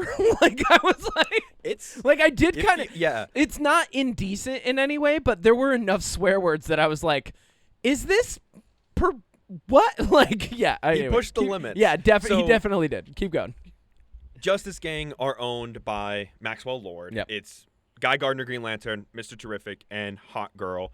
All phenomenal. Yeah. Like, I love how you great keep saying Guy Gardner, Green Lantern, just to be specific every time. I have to. It's Guy Gardner. I said Hal Jordan. You're right. I fucked it up. So yeah, I love Green, and I also just love Green Lantern. Right, all of them. I think that's my favorite superpower. Like, a magical ring that can do anything. That's awesome. I think my favorite joke of the entire film was I think it was Lois Lane. She says that his haircut should be illegal or something. Oh yeah, dude. Props to Nathan Fillion for letting anyone ever put that wig on him ever. Like that's fucking amazing. I like the moment literally right before that when he's like talking about the hypno glasses, and he's like, you know Superman's Clark Kent, and she's like, you shouldn't be telling me this if I don't know. Yeah. Like, so you know about the hypno glasses. So like, you know he's be telling me so you know he's Clark Kent. She's like, does he trust everyone? Yeah. Yeah, that's great. Yeah. So I kind of want to get into the central conflict of this movie because hit it. It goes how you expect. Like he loses his fight, you meet the Daily Planet people, you meet the Justice Gang. Yep. The threat of Lex Luthor, Ultraman, the Engineer, they're going after the Fortress of Solitude. Yep. Lex is trying to find a way to sabotage Superman. He does so by finding his parents' message. Yeah. And this was honestly the most surprising part about this movie. Bradley Cooper and somebody else play the hologram versions of Jor-El and Zor-El, I think. And so the message got damaged on his way from Krypton to Earth. And the first half of the message you hear at the very beginning when he's getting healed by the sun, and it's, we love you, you're great, like, be representative of Krypton, like, you know, go help the people of Earth and be a symbol of good, blah, blah, blah, right? I'm paraphrasing. Then Lex Luthor breaks in, the Engineer downloads the message, and they repair the second half. And the second half is what he uses to sabotage Superman, and it's saying his parents are like, rule over them and have lots of kids with them and be their leader because they're weak and fragile. Like, very, you know, 180. Quick question. Do you think Lex Luthor and the Engineer doctored that, or do you think that was actually their message? So that's the interesting part. This is James Gunn's Superman. This isn't like everybody's favorite Superman. This is his version. Do you think that was the get thoughts? Do you think that was the actual message, or do you think we find out much later that it was fucked with? So I think it was, and here's why. I didn't think it was going to be. I was waiting the entire movie for someone, Mr. Terrific, or someone in the government like Rick Flag that you see kind of briefly, or Lex at the end to tell Superman, like, I made that up to destroy you. But everybody says, you know, this has been verified. Like, this is real. Like, the linguistics experts around the world all agree this is the real thing. Okay. And I think it works better if it is. Hear me out. I think it is. I think it is. I think it is. I think it's slightly misinterpreted, right? Here's my real thoughts. I think that they actually said words that have a different meaning and that a little bit was lost in translation, which to me is more interesting because it might turn out that they didn't say like they're soft and weak, but like more like they need your help, you know, like or like don't have lots of mates, like find someone to love. Yeah. You know? I think they actually they said things that have deeper meaning and mean something slightly different, but then like because look at the quick turnaround, like basically the Engineer's like, I've got it, and like, you know, 30 seconds later is like, yeah, they said, you know, spread your seed and fucking dominate the world. And it's like, well, you didn't really learn the language, did you? You had like 5 sentences to go off. So I do think some things got lost in translation. By the way, it was Bradley Cooper and Angela Sarafian. So Okay. they're playing. Yeah, they're his parents on the hologram. parents. I do like. So the robots are like, it soothes him. There's the message and stuff. But Lex Luthor goes and sends this around the world, and it's like, hey, have a harem, basically. Like, And everyone's like, "Oh, fuck you, Superman." yeah. And so Keep going. that conflict, you find out, and this was probably again, like, I think the whole way that Lex uses this plan is really good, because I like when he's like, "Oh, I didn't like do this because I want, like, because I need the Bavarian like conflict. I created that conflict so you would interfere, so I could bring you down." Like, the whole thing from Superman's first interaction with the conflict, everything was set up by Lex for years. And like, I love a good plan that, like, I didn't see that coming. I was like, oh, like, Lex is using this as an opportunity, but to find out he orchestrated the whole thing is just really well done. That was a good so he 1-2 can on own the half viewer. a country. Yeah, well, that was Yeah. That was a good 1-2 on the viewer, where like the consolation prize in Lex Luthor's mind is that he gets to be king. He's like, I didn't do this so I could be king. No. I did all this so I could hurt I hate you. I Yeah, just I might be fucking king hate at the you. end of it. Yeah. Yeah.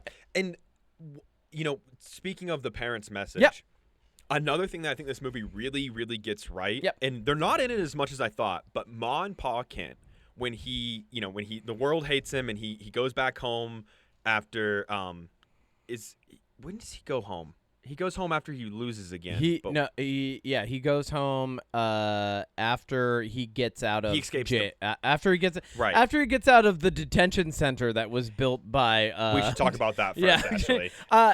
Lex Luthor created an alternate pocket dimension to hold his ex-girlfriends and political prisoners. First off, here's a hilarious thing. Lex Luthor very obviously is a stand-in for a power-hungry billionaire. Pick one. Go ahead and pick one. Anyone. It doesn't matter matter which one you pick.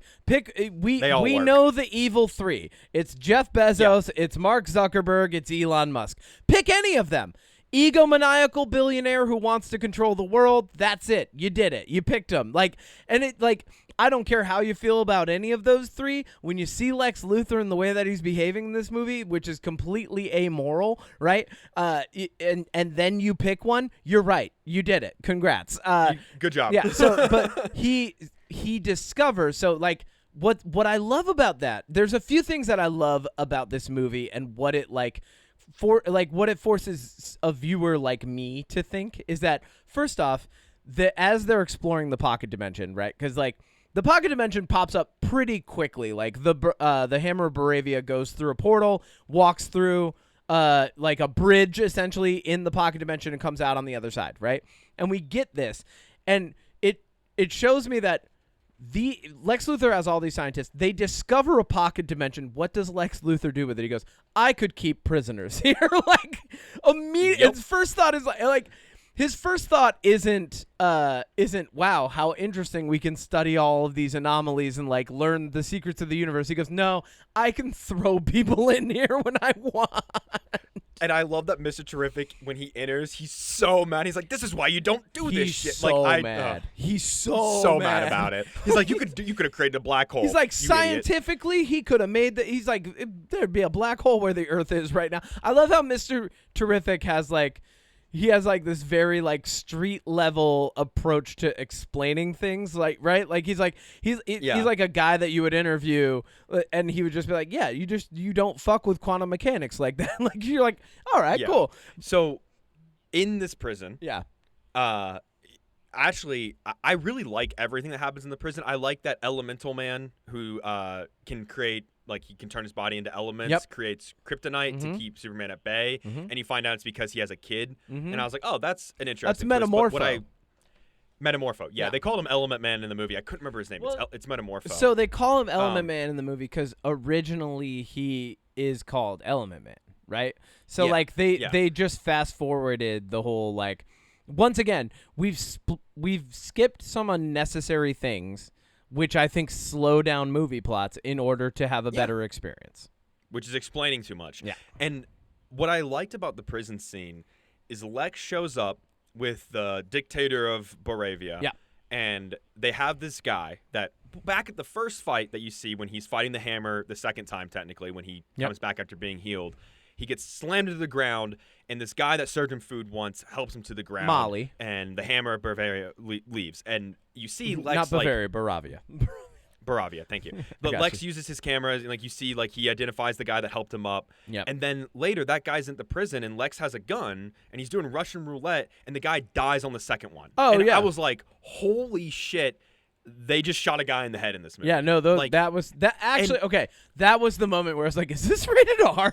Like that's just what, murdered exactly. a man. Like that was such a good moment because I think it really highlights, and for all the Snyder fans, and just hear me out for a second. Yes, at the end of Man of Steel, he has to kill Zod because the family won't duck under his laser beams. Yeah. And my biggest complaint with that is Superman doesn't kill. Unless I don't know if he does, if he has to, but the biggest complaint with that is people are like, well, why did you write a situation where he would have to kill like that? Because that's not something he would do. Yeah. And that's true. And that's a failure on Zack Snyder's part because he doesn't understand Superman. Man of Steel is a good superhero movie if it wasn't Superman. Yeah. In this, I liked that it showed he can't save everyone. Yep. And that's an important thing for a character who is unstoppable in everybody's eyes because I think that's the his public one for a long weakness, time, right? Is that he Yeah, because- wants to save like you even see it in his first argument with Lois Lane, like as Well, she's I'm going to pushing. talk about Okay, that too. Yeah, Keep going. because I was going to say like one of the biggest things like for a character that is invincible in the public's eye, because I think Superman's a hard character to adapt because people are like, well, he can't be defeated. He can just punch everybody to death. Yeah. Like he is One Punch Man, and I think He is. showing Superman in a way where he is still very strong, but he can't always do what needs to be done, even though he has this unlimited strength almost, is a really compelling part of the character. And putting him in a situation where he has to watch somebody die and he's helpless is way more interesting than forcing him to kill somebody in order to save somebody. Yeah. No, that was really good. I also want to throw out Anthony Kerrigan is playing Metamorpho, That's who it by is. the way. He's from Yeah, Barry. The guy from Barry. Yeah, incredible. Yeah, he's NoHo Hank from Barry. But Absolutely on your phenomenal point character. About the argument with Lois Lane, Yeah. when she's interviewing him, and this is like this is my favorite trailer for the movie where it's set to his interview. Yeah. But like she's pressing him, and she's doing her job. She's doing what What she she should. would She's do as a asking reporter. the right questions, and I love that. And the moment gave me chills in the trailer. It gave me chills in the moment when he's just like he screams like people were gonna die. Yeah. And I'm like, that is Superman. He doesn't care where you're from. He doesn't care who you are. The point is he doesn't think you should die because his whole planet did. Yeah. And he's gonna save you even if you don't deserve it because imprisonment is better than death in his Well, mind. and And that's great. That's what the character should be. It shows why he fell for Lex Luthor's bait to begin with. Like Lex Luthor was like, Mm-hmm. "Oh, throughout the movie you see this multiple times. Lex Luthor's like, I know where he'll be next because I've created a scenario that will kill people." Like Lex Luthor, that's what makes him diametrically opposed to Superman, is that he literally doesn't care how many people die. Superman doesn't want a single person to die. That is the biggest difference between them, right? Like Lex Luthor is the perfect example of like pure evil, right? Like on the evil spectrum, he runs all of it. Like the evil subclass. Like there's good, neutral, evil. Lex Luthor is in many ways chaotic evil because he'll just do something to make sure that he can accomplish his goals. He's like pure egomania. One thing that's really funny, we've talked about D&D a lot. His tech group cracks me up because they're pretty funny. Well, side in the movie, characters. I'm like, you know me. Like, I think, like, when people are like, oh, yeah, that's neutral evil. I'm like, that's not neutral evil. Those guys are neutral evil. They're so fucking immune to everything that they're doing. Like, they honestly could care less. Like, that's neutral evil to me. They're just there like, is yeah, we're one just guy doing our job. at the end. He Like, changes at basically the what end, Lex- but in the beginning, he's all pumped up that they're beating he Superman. was until he started seeing the innocent people. I think The until end like of the the gravity movie, of the situation. Yeah. So the movie ends with on two fronts. Yeah. Lex opens a rift that starts to split Metropolis in half. Yep. It's a big like crater, or what would that be called? Like a fault line starts to No, open you said up rift. almost. It's a rift. Okay. Thank Yeah, you. it's Nailed literally it a on the rift first that's try. opening. Wait, hold on. Before we get there, I love so like we're in the prison scene, right? And like we have Lois Lane and Mr. Terrific have to go and get Superman out. Lois Lane goes and she's like, hey, they've captured him, right? Because they capture him, right? They bait Superman out. Lex Luthor knows where he's going to be, and they bait him and they capture him. He turns himself in, and the government hands him over. Yeah, and then they're just like, so they take him to the fake. They take him to Pocket Dimension prison, and he's in between an ex-girlfriend and some other douche, right? Lois Lane goes to the Justice Gang, and they have that funny conversation. But Mr. Terrific decides to show up and help her. And we get, in my opinion, the coolest fight scene of the entire movie. The James Gunn moment. Yeah. I wanted to talk about this. The James Gunn music fight. It's Yondu. It was fucking perfect. Yeah. It's it's Mr. Terrific doing his thing the way that Yondu did, right? So we get... Yeah, I love that. And it's very like, you know what it actually really made me think of was, remember the beginning of Guardians of the Galaxy 2? Where they're fighting the giant, like, galactic Groot's space dancing. worm or whatever, yeah, and Groot's dancing. It was very much like that. Like I was like, oh, here we go. Like you hear the music come up, and it's like a classic tune, and he just starts whooping ass, and you're like, with his T-spheres. Well, and that's the funny thing, because I watched the movie with a friend. So in the beginning of the movie, how they set it up, Mr. Terrific actually doesn't do any fighting. And then even when he when he shows up to fight the giant beast, what is he doing? He's analyzing, right? He's not doing anything too crazy. He does he does kill it, right? Which is funny. 'Cause Superman's like, no, don't kill it. But when it comes to the fight, because I saw it with a friend, he was like, oh, what's his superpower? He just analyzes stuff, and then you see him whoop all these people's asses and like electrocute some of them. He's throwing like his little spheres at them. And then he doesn't, dude. And when he lands, one of the soldiers is like, "The Justice Gang." Oh no, it's just the smart one. Yeah, and then he just starts. Oh no, it's just the smart one, and that's so great good. because James Gunn did that with the characters in the film and with the audience members who don't know this character. He set people up to think that he was not that capable, so that scene had that much more gravity to it. Favorite fight scene in the whole movie. Anyway, and then we get the whole Proton River. We know that there's a black hole in the Pocket Dimension. And they get out, and then so let's move forward from there. Sorry, I just wanted to make sure we mentioned that. It's such a good moment. No, it was on my notes, and I didn't know where to mention it because I kind of forgot because I saw this on Tuesday, so like it's been almost a week for me. Yeah. Like, so my brain's a little fuzzy on it, but that did remind me. My favorite joke in the whole movie is when Mr. Terrific and Lois Lane go through the portal, and she's like, "Can you find him with your circles?" And he's like, "Circles? These are T-spheres. Circles are two-dimensional." Yeah. She's like, fuck, Actually, this guy does not like you to be insulted. He had a couple really good ones. She's like, "Oh, you showed up." He's like, "Yeah, I would piss Green Lantern off."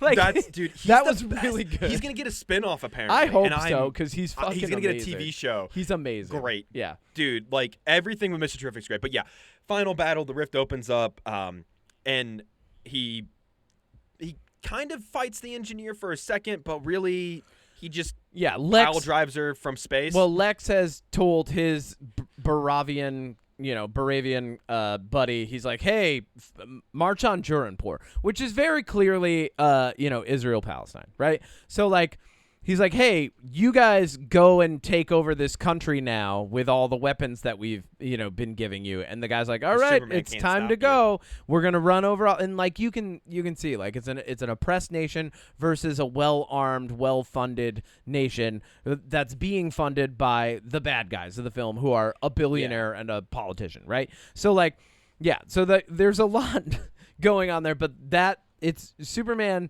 essentially has to choose, right? This is the choose moment between that and the rift. Where does he go? To the rift, right? He's gonna go fight Lex Luthor and try to take everything down at the source. But who helps out the rebels? The fucking Justice Gang, which was great. Yeah, and I love Nathan Fillion, just a charmer, but he lands. They put up a Superman like a pole with a Superman flag because these kids want help. Guy Gardner lands.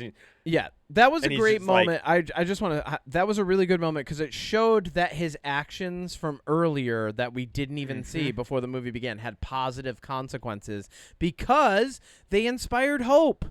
Okay, keep going. Exactly, and I like that when Guy Gardner lands, he's like, "Sorry, kid, Superman's busy. You got an upgrade." And then he just starts using the fingers to flip the tanks. You got an upgrade.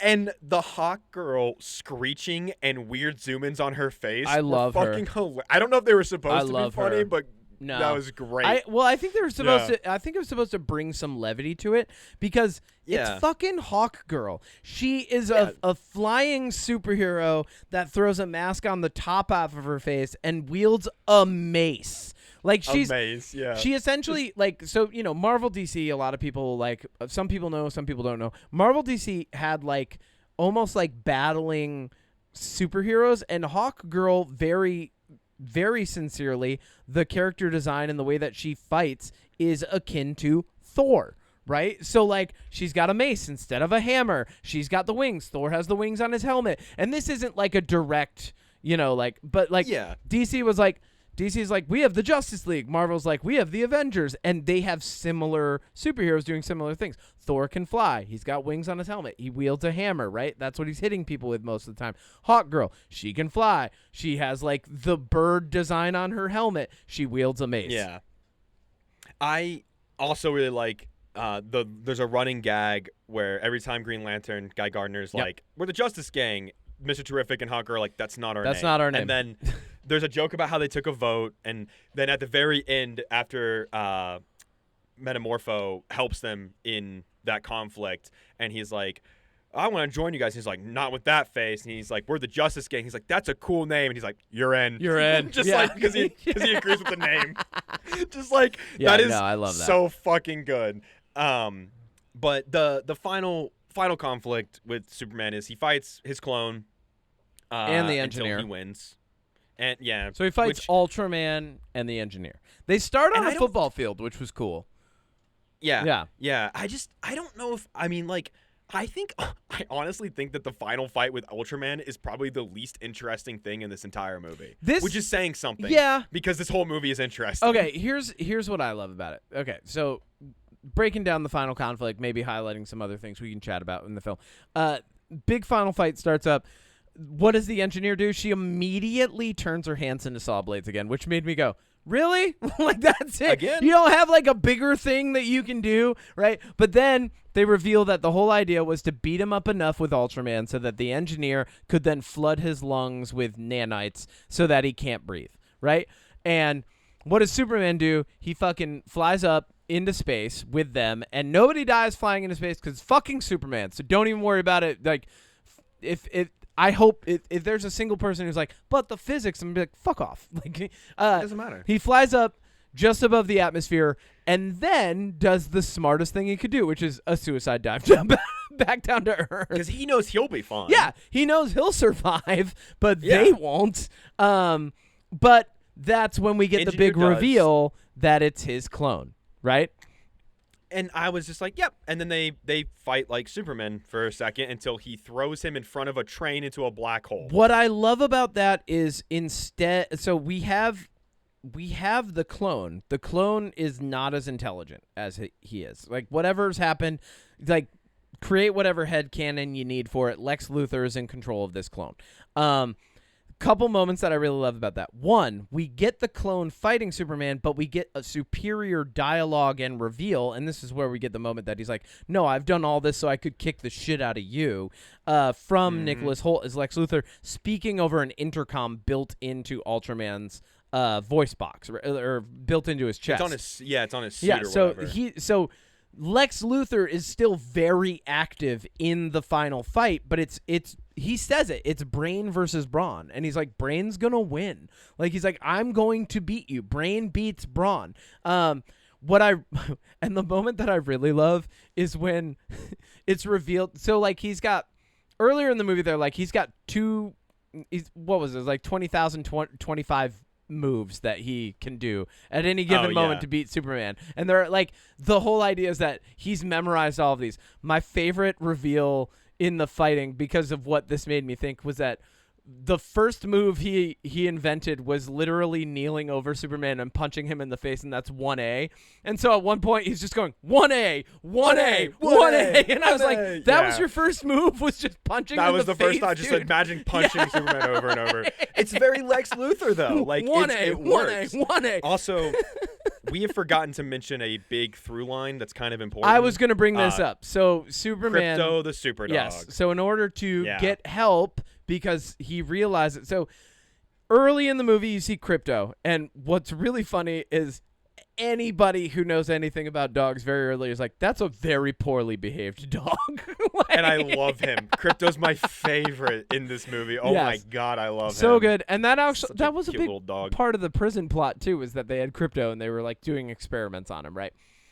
Yeah, they were studying the big motivator him. for Superman is he's taking care of Crypto for his cousin, and at one point when Lex breaks into the Fortress of Solitude, they capture Crypto. They do. Yeah. And I do like that Superman. There's a couple moments where he's like, I gotta get my dog back. Like, I gotta get this dog back. Like, Well, he's got nobody else. That was one of the better moments where he's actually mad. Is he just kicks the door open and goes, "Where's the dog? Where's the dog?" Like, he's like, yeah, that was awesome. I was like, because that would be me if I had superpowers and someone took my dog. I would destroy cities. Oh, could you imagine if somebody took Max? You'd lose it. I would lose my shit. But I'd be the Punisher. But then in the pocket dimension, we get another little through line thread. Mr. Terrific's flying around his spheres, his T-spheres or circles, if you want to call them that. Yes. And Crypto grabs one, like chases it, literally flies, chases down, grabs it, and plays with it. So then, like you're kind of like in the movie, you're kind of like, oh, how's he actually going to be of like really good help? Superman has Crypto. Like what does he say? He says, "Get the toy." Right? Get the toy. Yeah. Because he whistles for him, and it's a super dog. So, like, if a big dog hit you as a human, like, it's the same force. Yeah. So, like, Crypto can't hurt Superman necessarily, No. but, like, he can move him around a little bit. Oh, yeah. So he knocks Ultraman off of Superman because he sees Superman, right? And then Crypto very quickly puts together, oh, that's not him. And then Superman goes, Crypto, get the toy, and he goes and takes down the cameras that Lex Luthor's using to then give all of the instructions to Ultraman. Yeah, some drones that are... Yeah, that he's got like or whatever. Yeah, super it's great. crazy drones. It's great. Yeah, so and you can see him slowly unravel when he's like, another camera, and he's like struggling to get stuff out. I was like, oh, Luthor's breaking. I love all of this. a sudden he doesn't have the view that he needs, right? And then Ultraman and Superman properly duke it out. Superman does win, because he uses his brains, and it turns out Ultraman without Lex Luthor's brains is nothing but brawn. So then Lex Luthor's right. Brains do beat brawn. But in this occasion, it's Superman having more brains than his clone. And I actually, like, when I was sitting next to my friend, I have to reveal my favorite part of the entire movie. As soon as they revealed that there was a black hole at all, I was like, I can't wait for something to go fucking in that thing. Like, I was like, who is gonna go in there? It's gonna be Lex, and he's gonna come back. What is it? Every time anything went into the black hole, I was pumped. And so at the end of the movie, I was like, oh, the rift's open.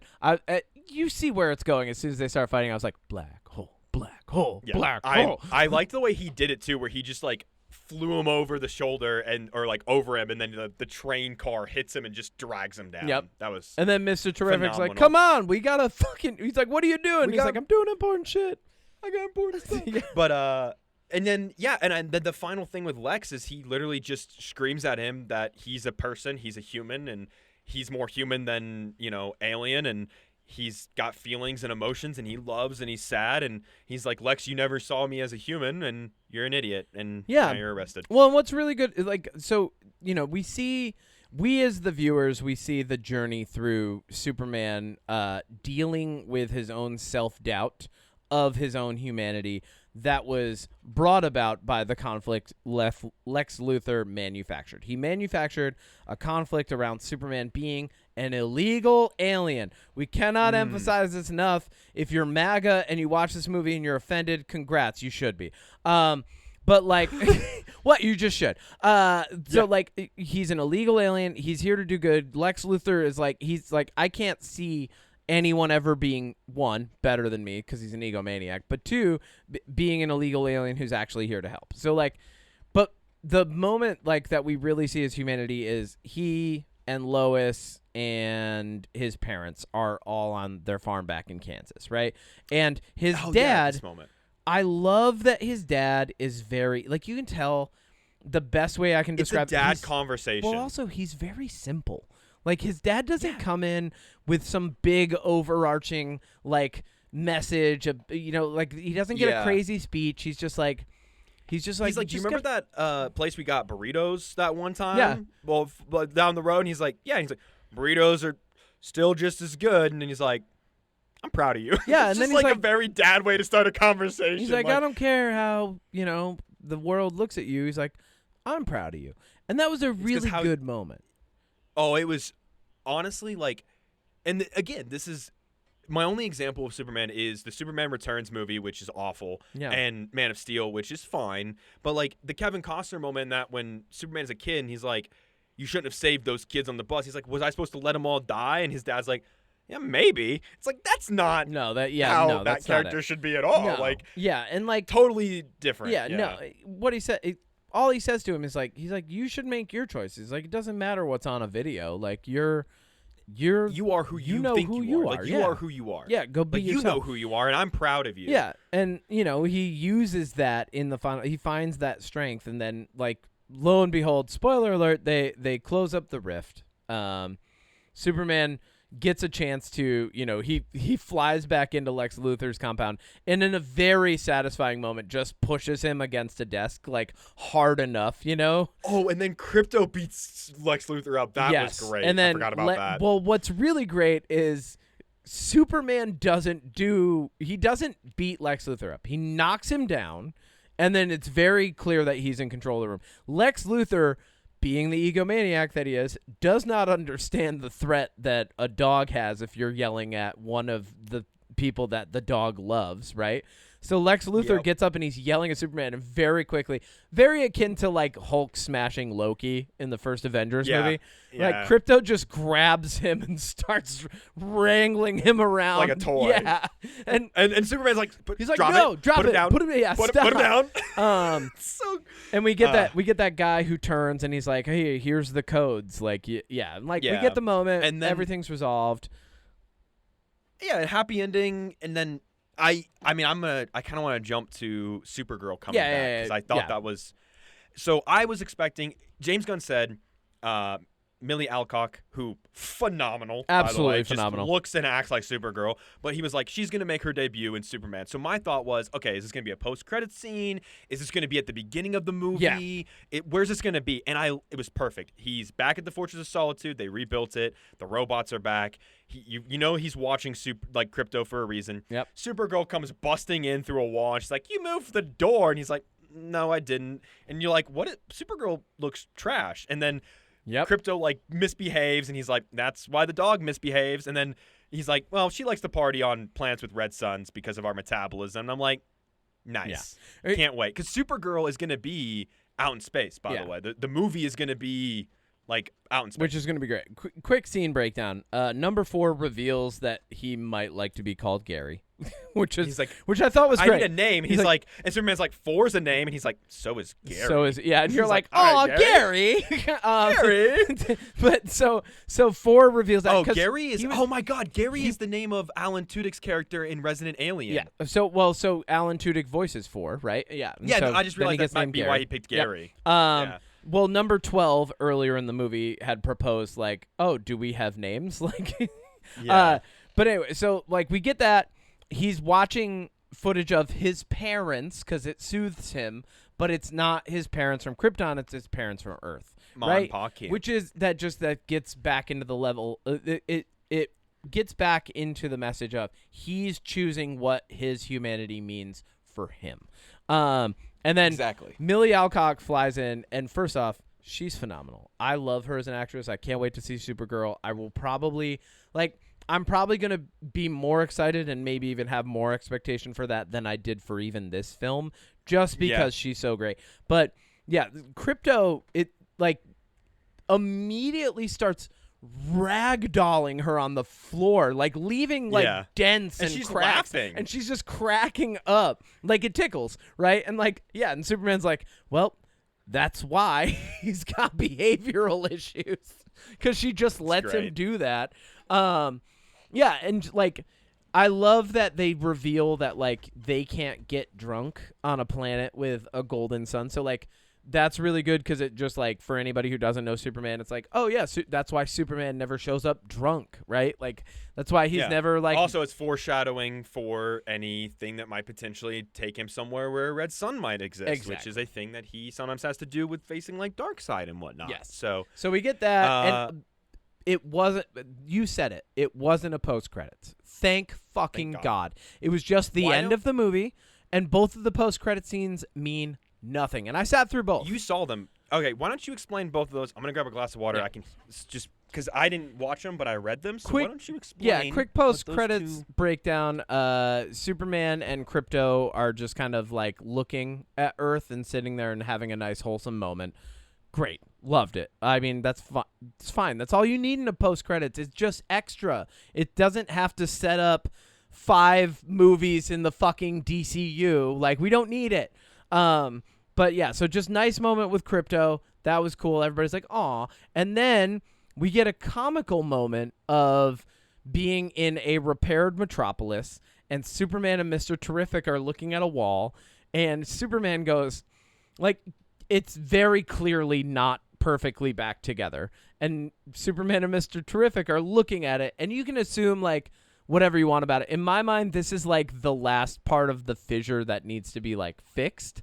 And the building's very clearly off, and Superman and Mr. Terrific are like, Superman's like, it's a little off, and Mr. Terrific kind of looks at him like, just pissed. He's like, I fixed the universe for you, like, and then he's like, off, and he starts kicking shit and walking down the street, and he's like, fuck off, like, he's so mad. Superman's like, wow, I can be such a dick sometimes, like, it was good because, like, it keeps Superman as this grounded, wholesome, like, you know, in a moment that he makes somebody disappointed, he's disappointed in himself. And then it gives Mr. Terrific the room to be like, yeah, no, I've got more attitude than these other motherfuckers. Couple last things I want to touch on. Hawk Girl also kills someone in this film. She kills the guy from Baravia. She kills the director. Dictator. The dictator. I love that moment because he's like, he's running away from her down a hall. She's screeching. We're talking about, like, the scene that you love, right? But then she's flying him up in the air, like they go out of the, and he's like, you can't, you've got the same rules. Superman doesn't kill anybody. And she goes, I'm not fucking Superman. She just like drops him to his death, and I was like, yes, that's my girl. That's my girl right there. It shows that some people are more violent, and I think that's necessary for these heroes. Like, some heroes will have a different tactic. They all have a different moral scale. They're not all beholden to the same thing. Superman and Batman are always going to try and capture people, not kill them, right? The whole idea behind them, Batman believes that every criminal can be reformed. He doesn't you're wrong. want to kill people because his parents were killed. Yeah, but also and that's a you're core wrong. element of that character. Yeah, and then Superman doesn't want to kill anybody because his parents were killed, and they both nobody should ever say the name Martha to both of them. But like, ultimately it shows that Superman is in a universe with people who have different moral codes than he does, which is great, right? Because everyone's allowed to be their own person. Commandos. They exist in this universe, I know, too. which is going to be great. I hope that Suicide Squad, Peacemaker, they exist in this universe. So, like, it's so interesting. The thing that I love, and another couple things that I love that, like, I'm thinking about is I know, like, you know, the comics and some of the shows, and I've obviously, like, watched enough now to have a grasp on the DCU. There might be a moment where Alan Tudyk as Dr. Phosphorus, yep. Gary. Yep. They like there are moments where these characters might come into contact with each other. Sean Gunn he's G.I. Robot, right? Isn't he? Mm-hmm. Yeah, I would. And Maxwell Lord, so, and he's on set Weasel. G.I. Robot would very obviously kill Maxwell Lord if given the chance. Yeah. So I kind of love that idea that, like, Sean Gunn might kill himself in this universe. That's pretty phenomenal. But overall, great movie. Final thing to talk about. MAGA hates this film because it highlights that you can be an immigrant and still be good for a country, and that Crazy. they might be the bad guys, which is true. And I would say if you watch Superman and you say that it's too woke, going back to what you and I were talking about earlier in the podcast, you're part of a cult. You're part of a cult. It's called MAGA. You all wear red hats. They say make America great again. America was fucking great. And it was great before you ever put that cap on. And it was great because of immigrants. Like, everybody that's celebrating their cultural heritage. I mean, no one's like, you don't see neo-Nazis showing up to St. Patrick's Day parades. and shutting it down, right? And that's a celebration of cultural heritage of immigrants who came to this country and put in fucking good work. And ultimately, at the end of this movie, I think emphasizing that a man who's from another planet completely can have the world turned against him by an egotistical politician and a billionaire is pretty poignant for today's day and age. Yeah, I agree. My final thoughts on Superman is, one, this is how a comic book movie should be made. It should, 100% agree. We don't need, I think we have reached the point where we don't need origin films as much. No. I think, like, doing the Clayface movie, and I saw James Gunn talking about this on the red carpet, he's like, all these movies are going to be tonally different. Like, this is different than our R-rated Clayface, which is different than our Adventure in Space Supergirl Is Clayface movie, right? in the DCU? Well, he didn't say that for sure. Like, see, but that's the thing. You've got Matt Reeves' Batman universe, right? I don't think James Gunn's really worried about what universe these things are in yet, and that's what I like. And I think that some origin movies are okay, but like for a character like Batman, Superman, like when this version of Batman is plopped into the universe, I don't want to see him starting out. Like, he can be 5 years in with a Robin already, and we'll know what he's doing. I also like, and you pointed this out, I think this movie has something that Marvel is missing, and that's the brutality of other people in the universe. You don't see a lot of heroes in the Marvel Cinematic Universe, and you might be like, well, what about Daredevil and Punisher? I'm talking about movies. And even if Punisher and Daredevil are in the same Marvel universe as Captain America and stuff now, I still don't feel like anybody except for Punisher is brutal. Like, even Crossbones wasn't that brutal in the 2 seconds he's on screen in Civil War. You know what I mean? Like, we didn't, like, the moment where Lex Luthor kills that guy in the prison, like, I don't know if there's any moment in Marvel that really shows something that brutal for a character, like, off the top of my head. Not really. This does a really good job of showing, like I said, the moral spectrum for people, but it's so. You've got your Snyderverse fans, right? And they love their dark, gritty Batman who kills people or whatever it is. You got your Ben Affleck Batman, you got your Superman. They've actually killed. I think that James Gunn did it right in that Superman doesn't kill anybody, but people do die. So like, that's the thing. But the overarching universe itself isn't dark and gritty. It doesn't have to be. Like, it doesn't have to be dark and gritty for other characters in the universe to kill and be brutal or do things that might be immoral. Like, the world doesn't need to be dark and gritty for Hawkgirl to drop somebody. It doesn't need to be dark and gritty overall for Dr. Phosphorus to melt somebody's head off with his hand. Exactly. Like, those things can exist with a lighthearted Superman, because that is, if you've ever seen the Justice League animated show, I mean, the best example is Superman is light and like witty and fun, and Batman is dark and moody the entire time. Yeah. And like, those two things can exist together. Yeah, 100%. I think, and like at the end of the day, like I said, like, you've got your spectrum, right? So there's like the super campy, happy-go-lucky version of these superheroes, and then there's like the Zack Snyder Rebel Moon, everyone's a sex criminal version of these superheroes, right? And so like, James Gunn did a good job leaning more toward, especially for a superhero whose overall message and theme is kindness, hope, being good to people, believing in people being better than who they currently are. He leaned more toward that, but then included moments that established real-world consequences, even for actions that the superhero believes to be nothing but a positive action, right? Mm-hmm. And that makes it. In a place where we're going to literally suspend our disbelief and just engage in some good storytelling, I think it's important to ground it a little bit, 100%. Yeah. And I think this is my final thing. Yeah. I think if you don't like this movie because you think that alien coming to Earth and saving everybody is stupid, I think that's a stupid opinion. Yeah. If you don't like this movie because you were like, well, it was too quippy for me, or it was too lighthearted, or, it didn't really have the elements that I look for in a movie, I think that's valid. Yeah. I think you can dislike this movie. And by no means, with how much I'm praising, or either of us are praising and saying like this movie, if you have legitimate reasons, whether it be like the acting, the directing, or whatever, that you personally, because everything is, when it comes to movies, is a subjective opinion anyways, I think it's totally fine. I think you can go on I think you can go out there and be like, I didn't like it because of this reason, and that's fine. But if, like you said, if you're like, well, this reason is stupid because the messaging and then you just fundamentally don't understand, one, what a superhero movie is supposed to be, and two, who Superman is. Yeah. I mean, the S on his chest literally means hope in his world. 100%. So like, if you don't understand that, then like, like you're not gonna like this, and that's if you're just disliking the movie because it's woke or it's liberal, you're in a cult. Check yourself. It's also not woke. Yeah. Like, it's not even that. You know It's what's not really. Like, you know what's not in this movie? What? There's not, to my knowledge, I didn't see a single LGBTQ character. There was no gay couple, like nothing like that. You know what I mean? Like, no guys kissing, no girls, nothing like that. No, there was no trans person that people could be upset about. Like, yeah, you're right, Odie. Superman wasn't woke enough. Yeah, exactly.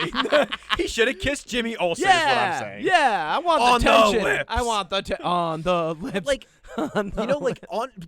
to an extent, this movie is very straight, like masculine coded, because it is about like a guy who's dating somebody. Like, there is the love interest, and like he is beefy and brawny and like, you know what I mean? Like, and I'm not saying that's a bad thing. It is. Like, no, I'm just saying that like, if you think this movie is woke and you haven't seen it, go see it first because. What do you think is woke about this? The fact that he, wants to save people? That's police officers in our military and paramedics, baby. Those people exist in real life. Big Bang Mike, who's one of my favorite content creators on the internet, he was a Red Power Ranger back in the day and now does MMA and martial arts and is a really I know who you're talking about. He's a really about. great influence on kids. He posted after seeing the movie, he goes, is Superman woke or are you just realizing you're the bad guy? Like... You know, Second one. Yeah, and that to me kind of summed it up. Like, oh, it's woke because you're uncomfortable with the messaging in it, which means that you're leaning more toward the side of the egotistical billionaire and politician. Yeah, to cool. compare this Good to for a you. movie, Enjoy. like, some people are like, oh, this is woke just like Snow White. It's like, well, not even close. Like, what did you see? Like, and these are people that, like, you know they didn't see Snow White like we did. Oh, yeah. Like, you know they didn't. They're just saying it is because they've heard it is. And Snow White isn't woke. It's just a bad movie. Like I said, when someone... woke is a crutch. Woke is a crutch for people it's a buzzword. Who are unwilling to exercise an open-mindedness that pushes them out of their what's really like okay, we can stop it, but like what's really funny about this is the same people who are like, get out of your comfort zone, are also like, that's woke, it pushes me out of my mental and emotional comfort zone. Like, oh yeah, that it's like, reversing like our I said, card. the inherent hypocrisy of that is just funny. But ultimately, at the end of the day, I agree with you. This movie isn't woke. It's a superhero film about a guy helping the poor and the oppressed and everybody, you know, and it's not just coming out at killing a the time. bad guy. Like, exactly. yeah. And like, it's just coming out at a time where people, like, in a year, 2 years, 3 years, nobody's gonna say, like, nobody's gonna remember this as being a quote unquote woke movie. It's just because of where we're at. You know who's gonna remember it being a woke movie? Peacemaker. Because he fucking hates Superman. I can't wait for season 2, baby. But yeah, look. That was, okay, was that your favorite cameo? What was your favorite cameo in this?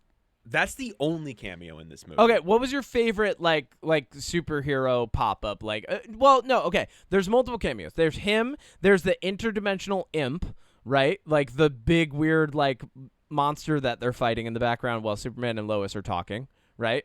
Which was a great scene. That's a cameo. Yeah. That's an interdimensional imp, man. That's sorry, it's an Easter egg, right? It's kind of like an Easter egg moment. Easter egg, yes. Yeah. What was your favorite little like nod to the DCU? I mean, it's definitely Peacemaker. Yeah, but like same. Because like I we know up. Maxwell Lord exists, so like seeing him doesn't like when he showed up, I was like, well, that makes sense because he's also in the trailer for Peacemaker season 2. Yeah. So I was like, okay, and like, but when Peacemaker showed up on the TV.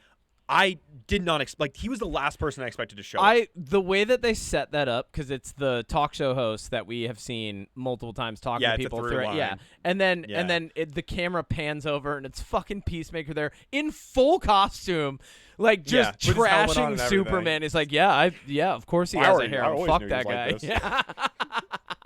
Like yeah. Look. This is a good movie. If you have legitimate reasons why you don't like it, I would love to know why. Like, if you have a reason other than anything that could be considered like tying into woke or political agendas, and you have a legitimate reason why you dislike this, please let me know, because I love to know that kind of stuff, because again, it's a subjective opinion. Yeah. But overall, I think this is a very, very good start to DCU. Yep. I think this showcases that we're in a new dawn of superhero movies, and I think because this comes out in between Thunderbolts and Fantastic Four, I think that this just shows that the Marvel universe is starting to run out of gas because they didn't have a clear direction after Endgame. You mean the Marvel multiverse? That's sure. I just don't think that they've really gotten back on track in a way that people are interested. Not like Birdman and Thunderbolts and Fantastic Four. I don't think those three are going to be enough to get people on board for the next Avengers movie, because basically the way I see Marvel is we've had all these movies post Endgame, and now we're just going to be thrown into Doomsday, like with no lead up, no introduction to Doom, none of that. Like, we had an introduction to Thanos. We had an introduction to these characters. Yeah. Doom's a Fantastic Four villain. He's not even in the Fantastic Four movie. Like, I'm not saying that Marvel sucks now, but I am saying that, like, direction-wise, I think DCU has a way better chance of going places. Well, okay. I guess. I don't know. So let's going back to what I said earlier as well. So this is the jumping off point for the DCU film franchise, right? So like, in my mind, like I said, this doesn't have to be a $1 billion movie. This is the beginning. They're gaining speed. Oh, yeah.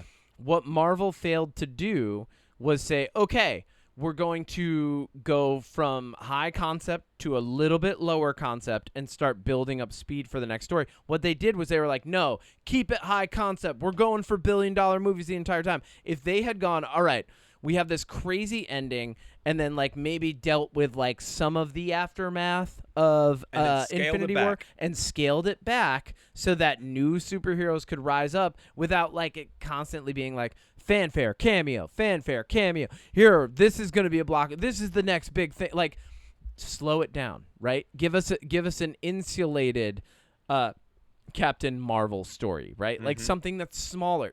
And they told good stories, but at a time where they needed to like pull back and then ramp up into Doomsday. That's the thing is like, if you look at the plot arc, right? Because like Snyderverse had a plot arc. It peaked with Justice League, right? And then it's done. So leave it alone. We're starting a new plot arc. It starts with Superman here. After Infinity War, new plot arc, but go way down. Like pump on the brakes, level. big time.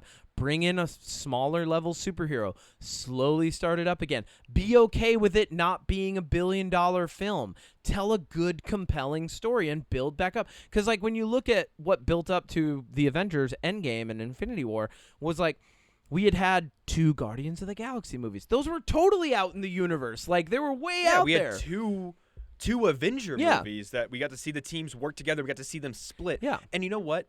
What I also like about the DCU right now, and I think this has been something I've mentioned on the podcast. Right meow.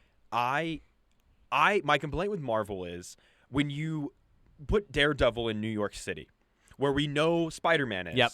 And Spider-Man doesn't show up when there's a huge event, like Kingpin doing something completely evil. Yeah. It makes you go, well, then, like, why isn't Where's like, is Spider-Man? Spider-Man too busy? Yeah. Like, when you have a universe where you have all these characters and they don't show up because you don't think they fit in the story, I think that can be a problem when it would make sense for that character to show up. What I like about the DCU is, like, these other heroes exist, and they did show up when it made sense for them to. Yes. Like, they were there, and that's...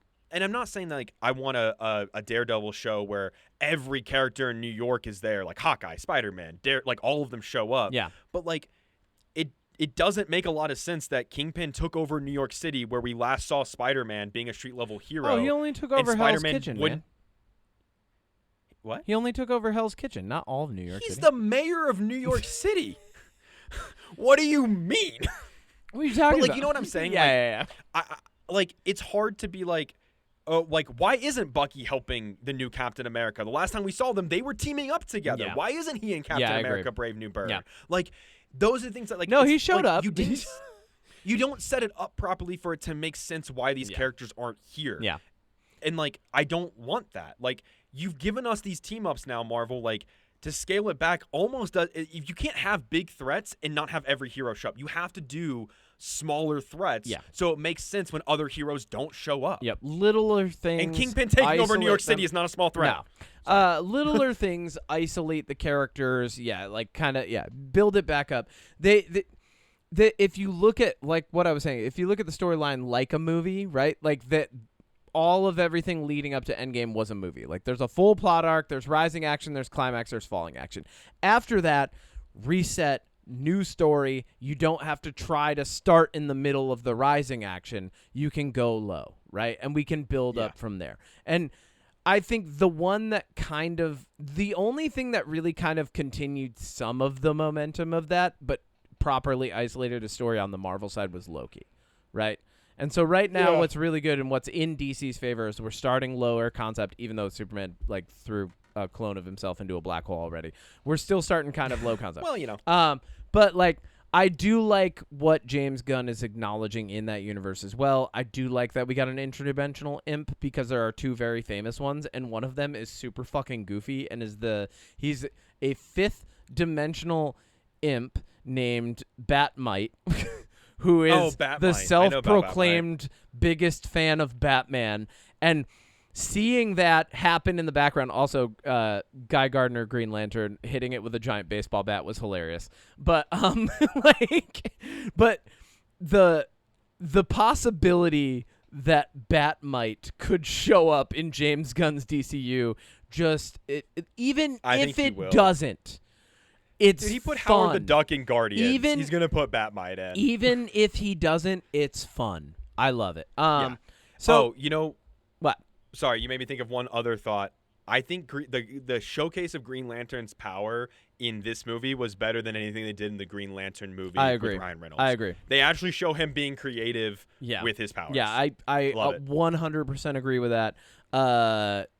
Absolutely phenomenal. We could talk about this for hours. I told you I have a lot of thoughts about this movie. Yeah, I agree. I have a lot of thoughts too. I mean, you just reminded me that the Green Lantern created that fake drilling equipment to stab the monster's eye. That was great, right? You know, like and then he also put the muzzle on it. Yeah, like it was fun. It was interesting. Everything about it was good.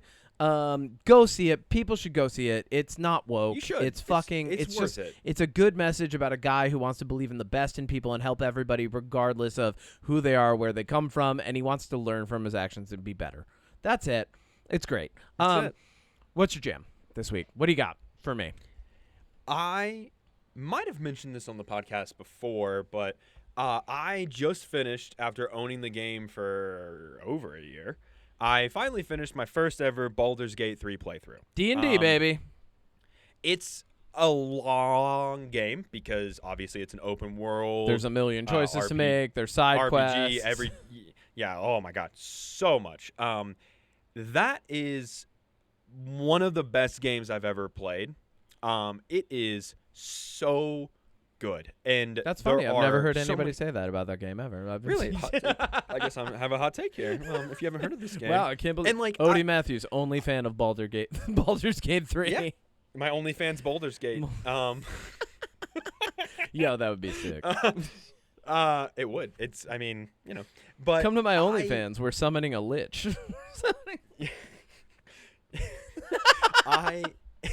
Keep going. I'm sorry. It's just no. It's just a good game. Okay. Like it's fun. Yeah. If you've ever been interested in D&D, but you're like, I don't know if I want to play D&D, play this game. It's like playing D&D solo. It is. Yeah. In a lot of ways, it's like D&D. In a lot of ways, it's not like D&D, which is good. It's for its benefit. It's just a really compelling game that I think, it's just overall, it's beautiful. Like, I don't really know how else to explain it, but it's just something that if you have. Go ahead. I was going to say, it's on every system, so, like, you should try it out. It's worth it. It's set in a very rich piece of the D&D universe, specifically the Forgotten Realms, that being Baldur's Gate. It's the like the name implies, there are two versions before this. Baldur's Gate 2, when it came out in the early 2000s, was actually one of the most popular RPG real-time tactical games, like fantasy tactical games, at it's time. Like, this is what set up the legends for Minsk and Boo. This is what set up so much that comes into play even in Baldur's Gate 3, right? And ultimately, at the end of the day, like, I think the reviews are showing that if a game is developed, it doesn't matter what universe it is in. If it has a compelling story and gives you believable, achievable, and rewarding options, people are just going to love it. Exactly. And I like it because you can it's very akin to Fallout for me, where like your choices have actions. I think Baldur's Gate has way more layers than Fallout in terms of actions and consequences and things like that. There's a lot of different ways you can go in Baldur's Gate compared to Fallout, in my opinion. You can marry everybody in Baldur's Gate. No, I'm just well, you can. Yeah. There's a mod where you can date everybody now. And like I think it's just really compelling because I just finished what I would consider my like neutral good playthrough where I made all of the good decisions for the greater good, but personally my character made some decisions that might not have been super great. I made some questionable decisions, but I still did it for the greater good. So now I'm like, cool, my next playthrough, which I'll talk about in a year at this rate. Because my playtime on that was 74 hours. That's a long time. And I can only put in like an hour every couple days. Yeah. So like, it took me a while. Yeah. But I'm excited to do, and I kind of set it up this way where I want to do like a good playthrough, and then what's the opposite of that so I can see like a totally different side of this. Oh, yeah. The most Pick bad evil. Things. Yeah. It's called the Dark Urge where like you lean into the evil and like the mind flayers and shit. Fun. Yeah, it's gonna be fun. So that's my jam. Good Baldur's Gate 3. Just a fun. I've been gaming a little bit more. I played Space Marine 2. Like, been trying to find some more time for games lately. Just solo stuff. That's awesome. And it's been good. Cool. I have 2 musical jams for you this week. One, Born of Osiris has a new album out. It is called From Shadows. And it is it From Shadows? Whatever. And Born of Osiris has a new album out. It's got an orange album art, and it's got shadows in the title, whatever. I just listened to it for the first time on Friday, and I've kind of just been playing it in the background as I'm, like, driving back and forth from wedding stuff, like, listening to it. The first track is called Seppuku. It's amazing. It's everything you would expect from Born of Osiris. Absolutely, like, just phenomenal metal music. If you're a metal fan at all, 100% listen to it. If you don't like metal, do not listen to this. It's way too heavy for you. But my second musical jam, somebody put Lover Girl by Tina Marie in the background of an Instagram story like a couple days ago. And it sent me on a rabbit hole because I was like, oh, yeah, Tina Marie. Like kind of a deep cut pop star from the 80s at this point where she's like an if you know, you know type, right? Like, and if you know, you fucking know Tina Marie. She wrote the song Lead Me On in Top Gun, the original Top Gun. Oh, okay. Phenomenal singer. But she has a track specifically that I listened to probably like 5 times or so in the past like 36 hours called Portuguese Love. And it is an absolute phenomenal jazzy number about how she made love to someone in Portugal on a stormy winter night and will never let it go. And it's fucking phenomenal. Like, it turns into like almost like a samba in the middle of the track. And like, it brought me so much joy driving down to Nick's wedding, listening to this song. Like, I got into like Nick's house and was already like dancing in my own space. Like, absolutely fucking phenomenal. Tina Marie, she's a great singer too. Like, her range is insane. So yeah, 100% everybody should listen to Portuguese Love by Tina Marie. Let's bring it back. And that's it. That's all I got for you, man. That's the end of the podcast. Do you want to try to take us out, or do you want me to try to take us out? Well, I was gonna say I'm gonna go see Superman again this week. Yeah. Oh, cool. What are we watching this week? Is anything coming out this week? Fantastic Four? Nah. Or is that next week? Next week. That's next week. So nothing. So free week. We can do whatever we want this week.